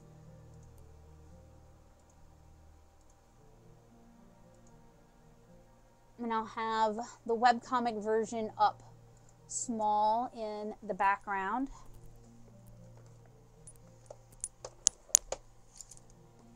So for me, I don't generate a lot of OCs. I have a couple, but I'm not one of those people, and I've never really been one of those people who has like 20 original characters. I don't think there's anything wrong with that. Please don't take what I'm saying as like me slamming people who do that. I just think my brain doesn't necessarily. Okay, so I'll have drawn a character one time for a thing, but they don't have any backstory. Joseph said he thinks I do. I wouldn't even consider that an OC in that regard, though, because this is not, when I've done that, like drawing various monster girls and fawn girls, they don't necessarily have a backstory that I've thought about. They don't necessarily have like a personality that I'm considering all that much as I'm drawing them. Whereas with the characters I put in my comics, I spent a lot of time developing them. And I think a lot of you guys do the same thing. And for me personally, I don't necessarily develop characters unless I have a story I want to do with them.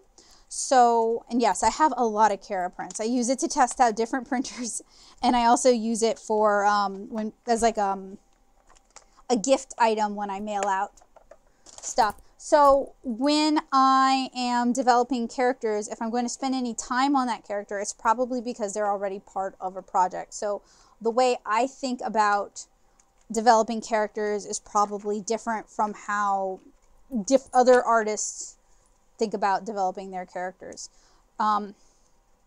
I've always been story focused. I mentioned earlier in the stream that I've been like writing and telling stories since I was 5. I've always been focused on the story, focused on the world, and focused on the people in the world, more so than on just one character and then developing out from there. So I'll usually start with an idea for a story and start developing the character. Do I develop the characters before the story? Not so much. So I'm going to use Cara as my example because that's what I'm working on currently. I do have some minis that I've done, some short comics that I've done, and I can talk about those in a little bit. So with Cara, I started out with a problem. I needed to do a 10-page comic for my graduation thesis. And I kind of wanted to start working on kidlit comics. This was before people really talked a lot about kidlit comics. So I wanted to do a comic that would appeal to younger readers,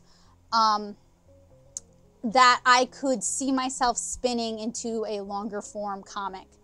And, sorry, trying to fix the stupid face rig camera. So basically what I did was I brainstormed ideas that I was interested in, and I've always really enjoyed the juxtaposition of like regular human items versus a size difference. So tiny people existing in a human world. And I just kind of thought about whose story would I like to tell, and what about them would be appealing. And since I wanted to do a comic for kids, I knew I needed a kid comic. And then I thought about the things I'd seen in comics at that point in time. And this is like 2012, 2013. At the time, there weren't a lot of comics that had like soft girls, or like female characters in comics were one of two types: a princess / sexy type, or like a femme fatale / badass barbarian woman type. Okay, so women were either passive and just there to be eye candy, or they were there to be sassy and kick butt, but not too much butt, because we can't take away from the hero. And I wanted to make a comic that had a different kind of main character than that, while still having a female main protagonist. And I also thought a lot about the kind of comics I read when I was a kid and what I wanted to see more of. And I wanted to see more comics for young girls that had a young girl character who could be girly but isn't girly. Like, that's not her main definition, is like a girly character. So I also thought about like practicality. Okay, well, what kind of clothing does this tiny child character wear? What kind of like, where does her family live? What kind of things do they eat? So I was thinking more about the world, and then developing the character in response to that. And I spent like a semester of, so 10 weeks of my time just drawing Kara and thinking about this, like, what's her name? What's her parents' names? What sort of foods do they like to eat? What is their family dynamic like? What kind of haircut does Kara have? What does she look like? And I kind of ended up settling on she has short hair because it's very practical, long hair for a rambunctious little girl who tends to get into everything. It's going to be dirty all the time. It's going to be tangled all the time. If you put it up, it's always going to be coming down. There's going to be weird things in it. And I know this because as a little girl, I had really long hair and I didn't do anything to take care of it. So I thought short hair would be a good practical thing for that. And then it's like, okay, well, what's cute? Well, I think freckles are cute, so I decided to give her freckles. Well, then people were like, okay, she looks a lot like you, Becca, and that was not what I wanted at all. So she has brown eyes, which is not a big change from blue eyes, but whatever. And sort of the clothing she wears is a response to the fact that her mom is a seamstress, and they work with materials that they've created themselves, so like spun cider silk. Oh, I hate that so many people think Kara is me, and then they want to argue with me about it. Like, it's one thing to be like, oh, okay, never mind. It's another thing to be like, no, she really is you, isn't she? I guess she is. I guess she is me when I was a kid. I don't know. I never think about her like that. I think about her more as like my child than I think about her as like a reflection of myself. But so her mom makes her clothes. So when I design clothing for her, I try to include elements to imply her scale. So like on the scarf, like the knitting is really chunky, and like the design at the bottom here is really thick embroidery thread. I try to think about scale. Yeah, I mean, yeah, Kara could be anybody, you know, any girl who does not want to just be passive. And that's the thing. I wanted other little... Oh, is Cherry you? I always think of Piper as being like ideal you. Like, you're definitely somewhere between Cherry and Piper. So what I wanted when I was creating Kara was a girl that real little girls could identify with. So like for the little girls who were never a Disney, could never like identify with one of the Disney princesses, or a little girl who isn't blonde or whatever, right? I wanted to create a character that other little girls could identify with. And then I coded her ADHD because I'm ADHD and because those traits are not prized. Like being energetic in girls is not prized. Being outgoing in little girls is not truly prized. Being adventurous and sometimes headstrong in little girls is not prized. So I wanted to create a character who was all of those things, and it's not a bad thing. I mean, she does get in trouble. She makes impulsive decisions and it has consequences, but I don't ever want it to be presented like she's a problem or those are problems or that who she is isn't good. It doesn't work. So that's kind of Kara. And, you know, I guess I could have told a story about tiny people without including humans. I know that now, but at the time I didn't. So I wanted it to be a story about friendship and friendship between girls. And I wanted it to be a story about respecting one another's differences, but also finding a way to communicate. And I also wanted it to be a story about power dynamics and how even when you mean really well, if you have all this power over someone else, it's going to end poorly for that person. You need to have more respect. So I designed Naomi, who is a teenage human girl. And I guess I wanted to create a character that little girls who look at Kara and they can't see themselves, they might see themselves in Naomi. So I designed her to be a teenager so that she has a little bit more autonomy. She is fairly fashionable. She wears a lot of contemporary clothing. It takes place in Southeast Louisiana, so it is super hot. So she's always wearing shorts and tank tops or sundresses. And this is kind of an older design of Naomi. And so I kind of developed their personalities as I was developing the story, as I was writing the synopsis. Hey! So, shoot, I lost track of my train of thought. Anyway, so I have this character, this OC, but she doesn't just stand alone, you know, she exists within a world, and it's a magical realism story, so it's a world very similar to our world. So I wanted to spend more time exploring the Lilliputian side of that world and changing the perspective, because I like playing with how we see things, how we see the world. So one of my hobbies when the weather isn't garbage is I like to go for walks, and I like to take pictures of things that kind of strike my fancy during these walks, which is not an unusual habit. I'm not pretending it is, but I'm trying to get my phone to obey. I like to take photos from like unusual perspectives. So this is just like a little runoff puddle. And I was trying to take photos of it so that it kind of looked like a pond. Or I like taking photos of like nooks and crannies and trees so that it kind of looks like houses. And I also really like beautiful moss. So already I have a personality that kind of lends itself to this kind of world building. There's that puddle again. I wanted to capture the drain pipe, but I didn't want it to be the focus. I wanted it to be just a detail that you notice in the background after, like to make you realize that it's a drainage pipe. And then lately, now that the flowers are blooming, I've been trying to get up shots of the flowers, like if you were tiny, how you would see the world. So that's always kind of feeding into what I'm doing with Kara. So I didn't just start with this OC. I started with a comic idea. And as I drew the pages, I kind of got to know the character, and I kind of developed her personality, and I kind of developed the world. And I'd also done some character building exercises online before that. So if you have an OC that you want to develop into a comic, or you want to develop, like I know a lot of people do kind of role play games with their characters, and I think that's awesome. I think that's a great way to play with your OCs. I think that's a great way to interact with other people who have OCs. And I know there's people who are here right now who have done that or have experience with that. I think it's an awesome idea.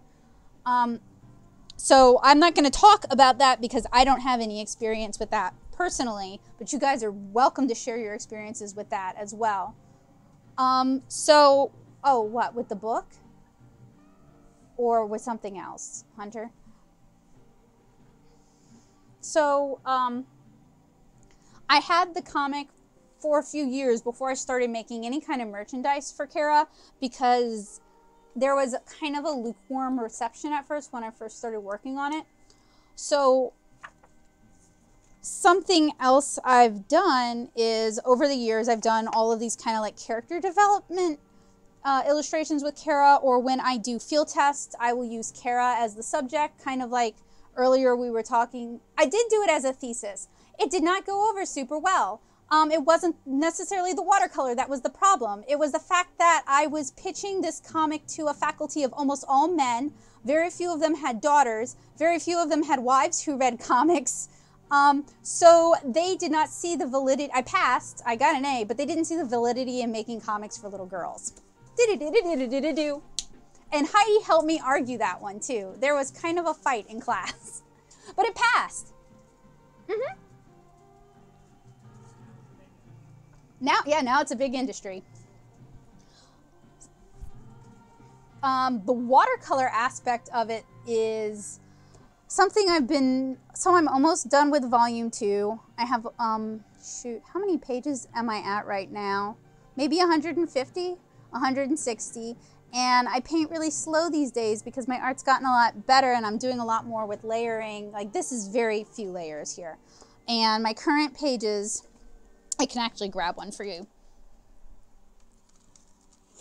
My current pages are obviously much more rendered. They take a lot longer. So my problem, Kara, there's a lot of problems with Kara. But right now, my problem is it's just the production is very slow for me. And considering I'm funding it all, well, me and Joseph are funding it out of our own pockets.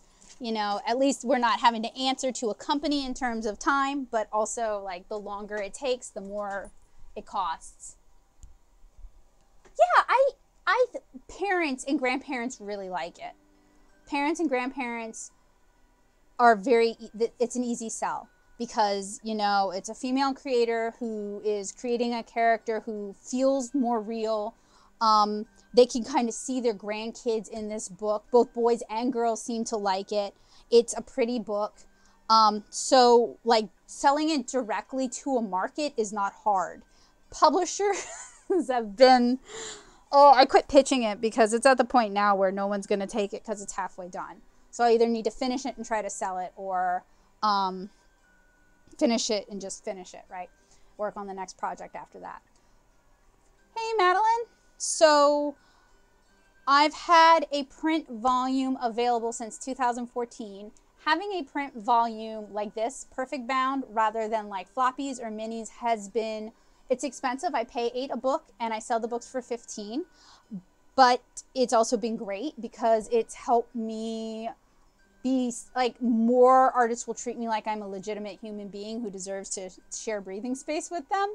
I know that sounds awful, but having a perfect bound book kind of helps you transition out of like, I'm just selling minis. I don't know what it is because I don't treat people who have minis like that, but I've been treated like that. So I know how it feels to like move into the next level, I guess.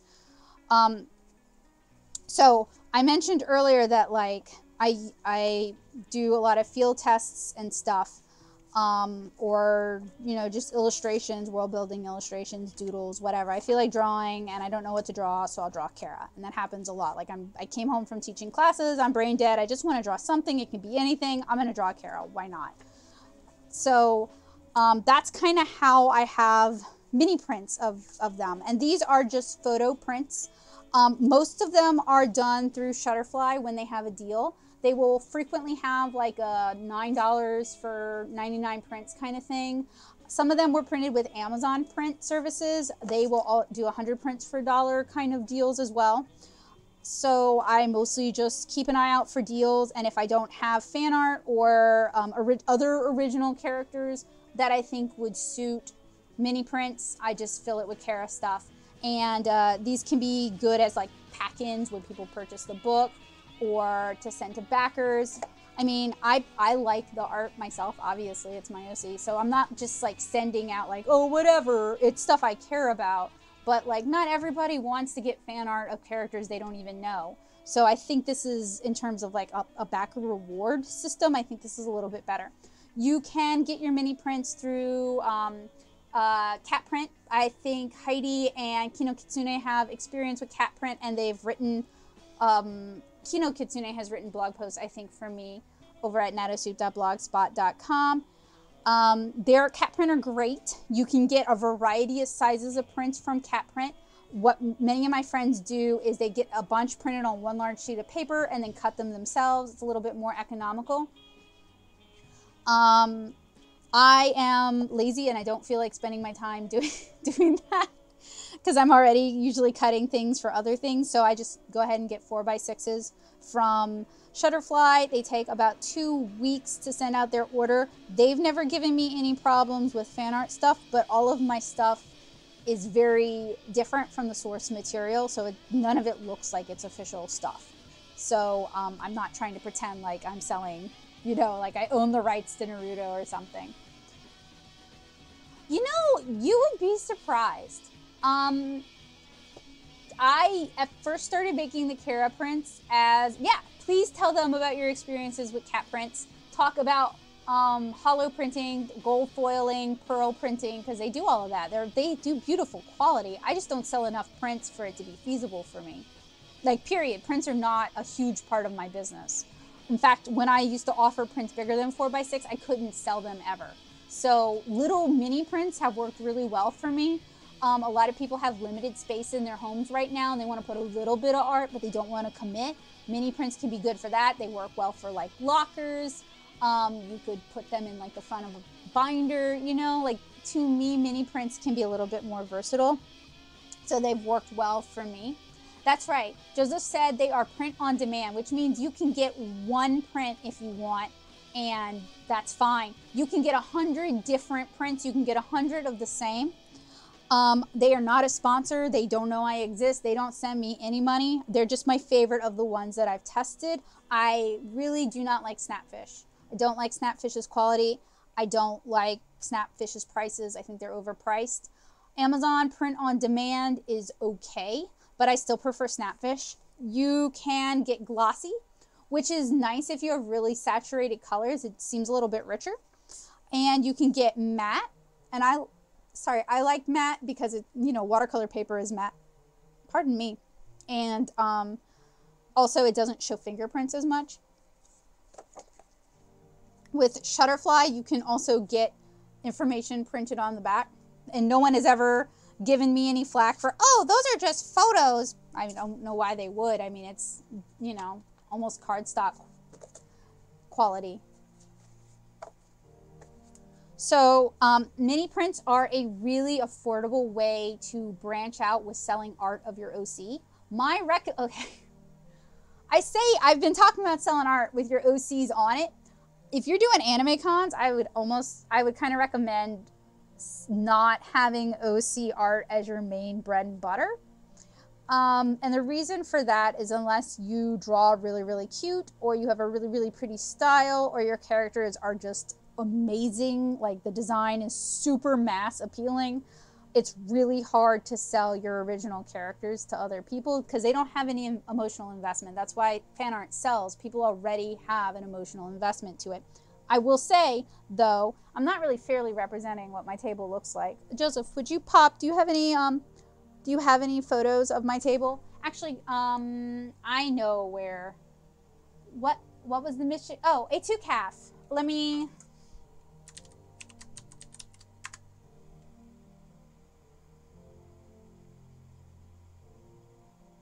see if I can pull up a picture of my con table for you guys, so you guys can just kind of get an idea of what it looks like. This is an older, wow, this is a very older one. I mean, I'm cute in that picture, but that is not. Several in your convention portfolio. You're right, I do. That's that one, DA portfolio.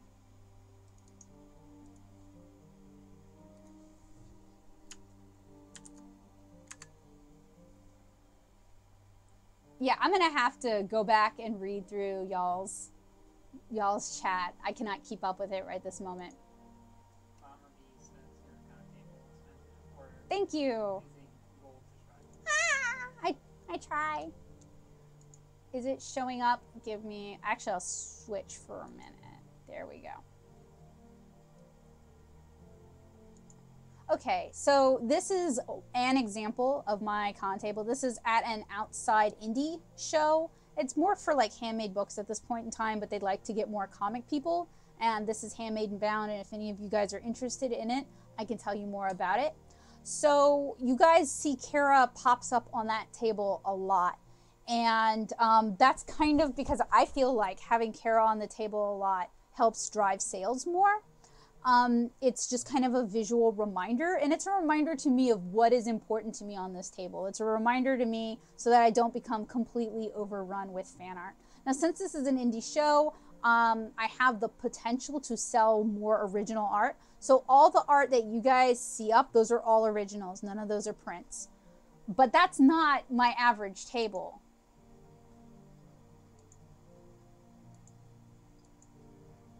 I may not even have an example of my average table. This is a demo for, this was for Cherry Blossom Festival, and I don't know why I have the demo and not the actual Cherry Blossom Festival table in there. Ooh, that is old. Why do I have that? I don't even sell some of those things anymore. This is not, sorry guys. I like how I'm like, let me show you, and then I pull up a bunch of dated stuff.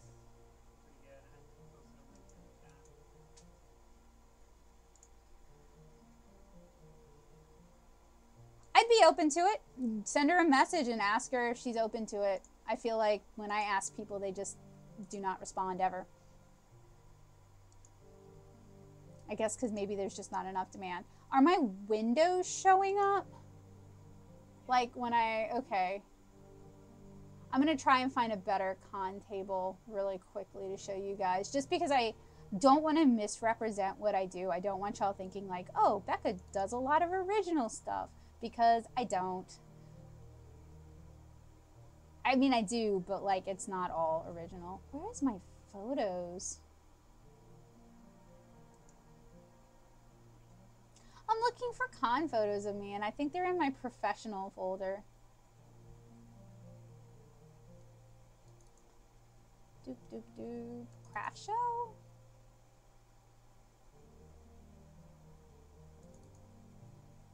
No, that is not what I wanted. Sorry.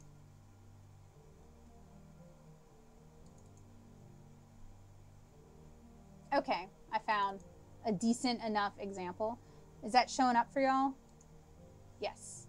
Okay. So you guys can see I have a lot of mini prints that are fan art related. So I have like a bunch of Pokemon stuff. I have some Animal Crossing stuff. I have some Dragon Ball stuff. I also, so I don't do fan art of things that I don't enjoy. And on a very rare occasion, I will do fan art on commission that for something I haven't watched yet, but that's not the biggest. Why? Because it's covering up a large portion of your table. Oh, I didn't know which table you were talking about. All right. It's just for, It's just for a moment, okay? So there is like a photo album on the tabletop that is full of mini prints. And I have all different kinds of things. But even in this table, you can see I have a lot of Kara stuff up, as well as minis, that sort of thing. So this is a better representation of kind of how I like to run my table. I really try to keep it focused on like, hey, I am an artist who makes her own things. I want you to read my things. So I feel like I spent a lot of time talking about that without covering any real ground. I apologize. that is just part of the, so that was the library who did that, and that's part of their con thing. So Can that scale properly? It looks kind of wonky. it, yes. You need to try to deform it, and then if it's deforming, hold down shift.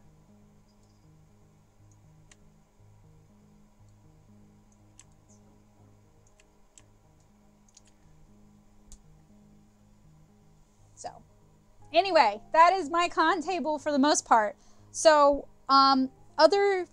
you can put your characters, if you've got really fire characters and everyone's like, I really wish you had more merch of your characters, or this character is so cute, I really want more of it, then there's loads of ways you can make merch for them, and there's loads of lower cost ways you can do that. So I have here some examples. In fact, I will switch it. I have here some examples of some laser cut wooden charms, and I usually get my charms cut through a company called Ponoko, Ponoko, and Joseph has done a tutorial post on how you yourself can get your own art laser cut onto a variety of materials, but specifically wood. And they offer a few different kinds of wood, but we have gone with maple and cherry. Traditionally, we went with cherry, and the maple is kind of a newer addition for us. And I only have 2 official Kara charms available, the big head and then the Kara with the acorn. And when you buy a book, you get one of the 2, and I usually let people take their choice. However, the Kara with the acorn also sells independently. So I have a big sign board with like examples of all my different charms, and they're all kind of just generic cute things. I don't do any fan art charms. Like I have cats, and I have a bobcat, and I have acorns, and I have leaves, and I have cherry blossoms, like those kind of a couple of different dinos, those kinds of things. The Kara with the acorn will sell independently. People just like it and want to buy that.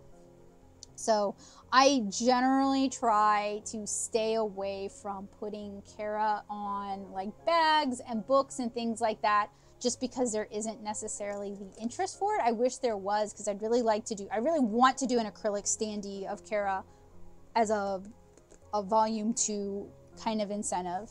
I think that could be really cute. So if you're going to do original character merch, original character sales items, it's got to be really cute. It has to be in a really appealing style or a really unusual style, and there has to be a universal quality to it. Not overly generic, but something that many people can identify with, something that they can instantly have a connection with. So one last item I wanted to show you guys. This is Lilliputian Living. It's the first volume, and this was my 2017 Inktober, and it's just a bunch of world building prompts for 7-inch Kara, different Lilliputian careers, because people ask about that, which surprised me. I thought nobody would care about Lilliputian world building, but people like it a lot. So I did a drawing and a prompt for every day in Inktober, and I did the same thing in 2018 with Inkwash, with different types of Lilliputian families and communities. People are not as interested in that, but they like the jobs. So this isn't necessarily Kara specific. I mean, she's on the cover, but it's not about Kara. It kind of dives into that world. So if there is a community that's interested, like there's an Anthro community and there's a GT community, if there's a community that's already interested in the kind of world you've developed, you can make merchandise and supplementary materials kind of based around that. And Where would be a good place to start? You showed a comic, you showed a mini, you showed prints, you showed charms. a good place to start, are you talking about in terms of merch, or because the question was a double question? It was about developing your OCs into merch or into a comic. And to me, that was kind of like a and kind of question rather than an or kind of question. Me personally, I would start with I'd start with the comic. I would start making the content that that's going to like get people to care about the merchandise you're creating. So I would start by making a comic or a web comic and going from there. Even just something very simple and funny like a 4-coma. I say that, and there are Instagrams that are entirely dedicated to one person's OC, very little world building, and they are super popular. I don't understand it. I'm a little jelly, to be honest, but So like, take everything I say with a grain of salt. It's a your mileage may vary sort of situation. The next step I would do, I didn't do a perfect bound comic first. I did 2 floppy comics of chapter 1 and chapter 2 and sold those, and they sold horribly. I almost quit the comic because it was like they were not selling. People were not interested. But I persisted, and I released a perfect bound volume, and this sells a lot better. So floppies are a good way to test the water, but they're not entirely indicative. And you could just put it up as a web comic. You can put it on Tapas, Webtoons, you can self-host, you can put it on Tumblr. And that can also be a good way to gauge your audience or to develop an audience. The next thing would be mini prints are very, very inexpensive, but I don't know, there's something about having physical charms that people really seem to like. So most of these are from Shutterfly. This was published or printed through CreateSpace. What I like about CreateSpace is that you get an ISBN number with your book. If you purchase ISBN numbers individually, I think the cheapest you can go is a pack of 10 for $100. They will also list it through Amazon if that's something you're interested in. The profit margins from that are incredibly low, but libraries and schools have the option to buy your books. So this was printed through CreateSpace. When I do volume 2, so a few years ago, I'd started pricing and figuring out printers, and I was going to go with Print Ninja, and then some really unsavory stuff came to light, and it's like, okay, well, maybe not Print Ninja. So I need to go printer shopping again before things get too much further.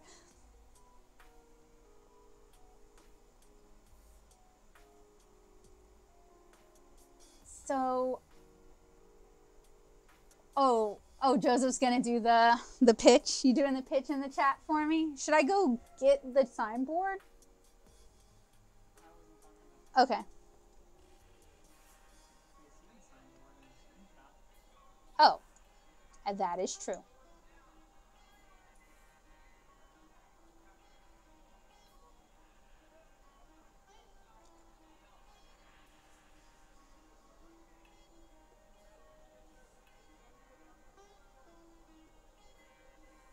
Yeah, so in the past, people have told me they've been interested in my zines as coloring books. So when I did 31 Days Under the Waves, which is a mermaid themed Inktober zine, I did coloring pages on nice paper and tried to sell like packets of them, not like a book, but like packets of them for people who wanted to do alcohol marker stuff. They didn't sell at all.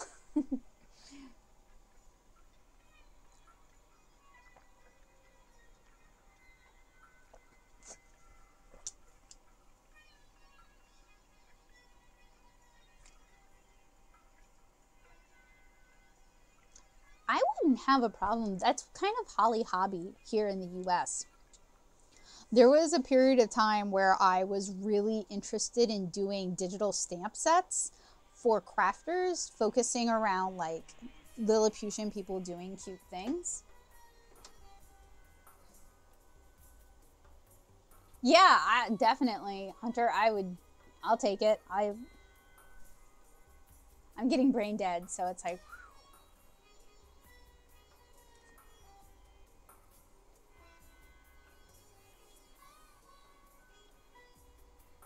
okay, yes, Heidi should have access to them because Heidi's a patron. I don't know if I ever made my Lilliputian living. Yeah, the booklet is, but It's a web printable version that's available on membership, not the booklet. yes. You can print it easily. Well, I think if Heidi's interested in the line arts, I can just send some of I can put the clean line arts up on Gumroad and just send the link. Sorry, my brain is doing shutdown mode right now.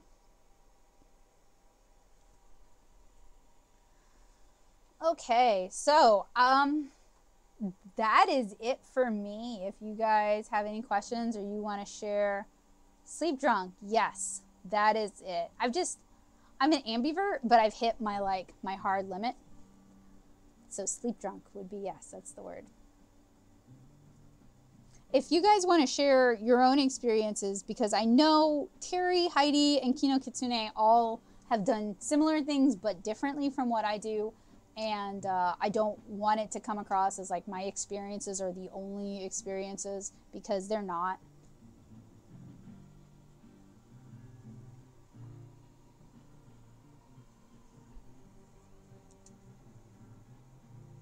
And it's been really weird to see zines kind of take off on YouTube, like as a thing that people talk about.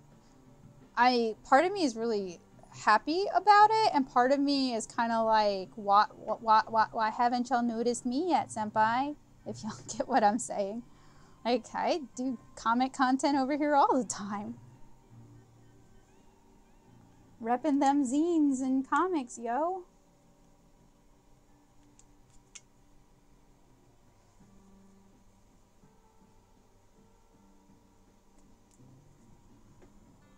Thank you, Joseph's gonna plug for me, and I'm just gonna flip through and show you the art.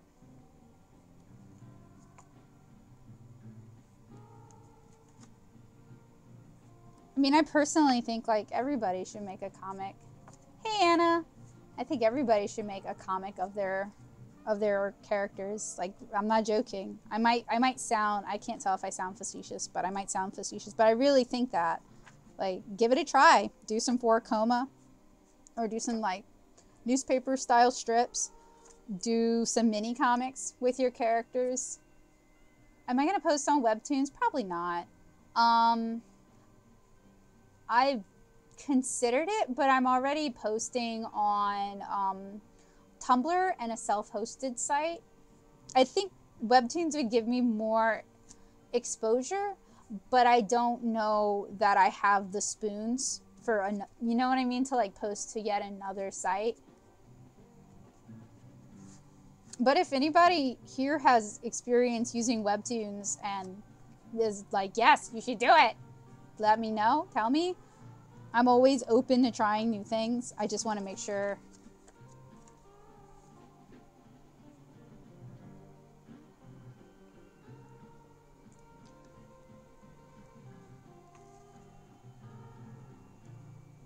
I'm feeling that right now, Hunter. Like, there's been a few opportunities I was offered that I couldn't take it at the time for whatever reason, and like it didn't get better, you know, like it didn't come around again.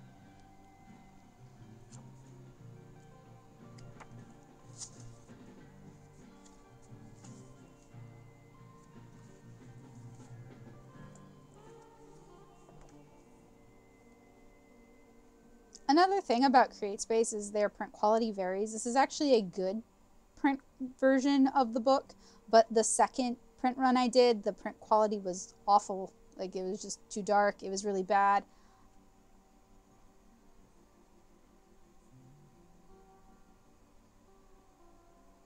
Oh, cool. All right, I'll do that.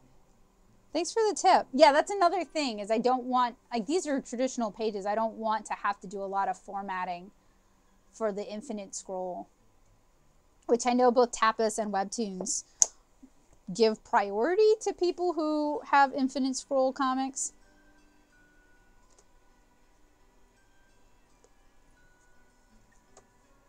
It's not really a glossy print. Or rather, I didn't select glossy. The paper isn't glossy. I guess there's just so much ink on the page.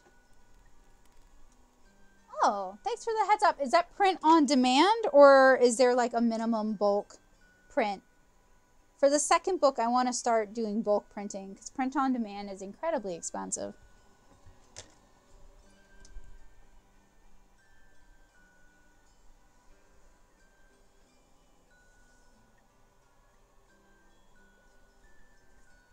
No, it could be worth a shot. I have a Kickstarter coming up soon, so I definitely need to get on with the promotion.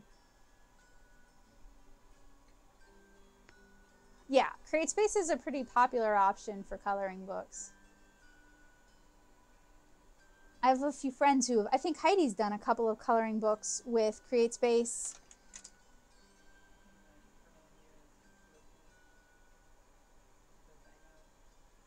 Oh, Diane did a dino book with CreateSpace as well, yeah.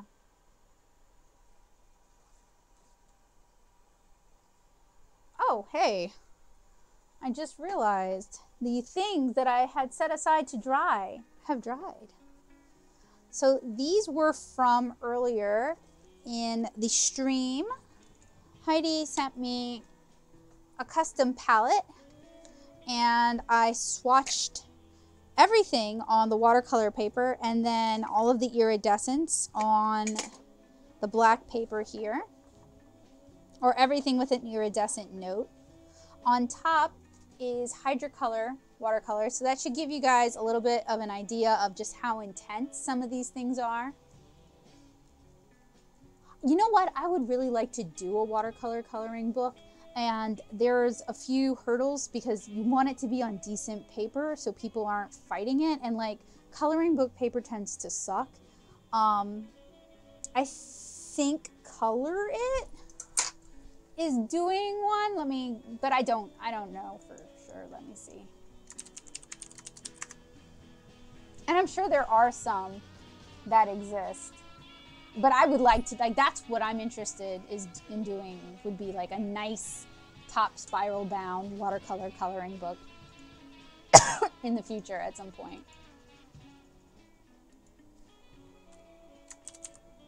What you can do is you can bring very lightweight, like 90-pound watercolor paper over to like, what's the word, Office Max or Office Depot, and they can use their toner printers to print images for you.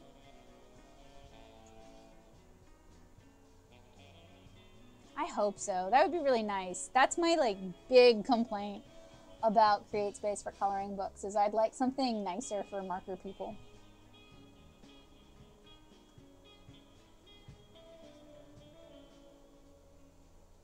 How much modification are you doing over there?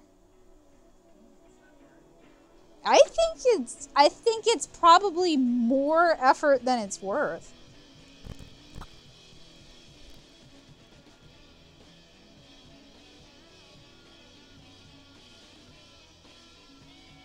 There you go. Yep.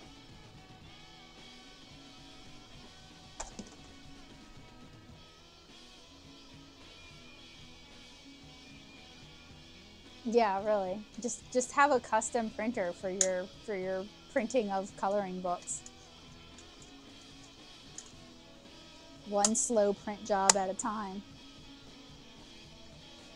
Okay, so is there anything you guys, I don't really necessarily feel like drawing, but is there any products you guys want to see me demonstrate? Oh yeah, have a good evening, Hunter. Or I guess I can call it an evening. Call it a night. Hopefully see some of you guys again next week. Ideally everyone next week. Next week I'm gonna continue the work on the folds. So thank you guys so much for hanging out with me this evening. I hope I was able to answer your questions. If not, you know how to reach me. It was a pleasure, and I look forward to seeing you guys again next week. Bye, guys.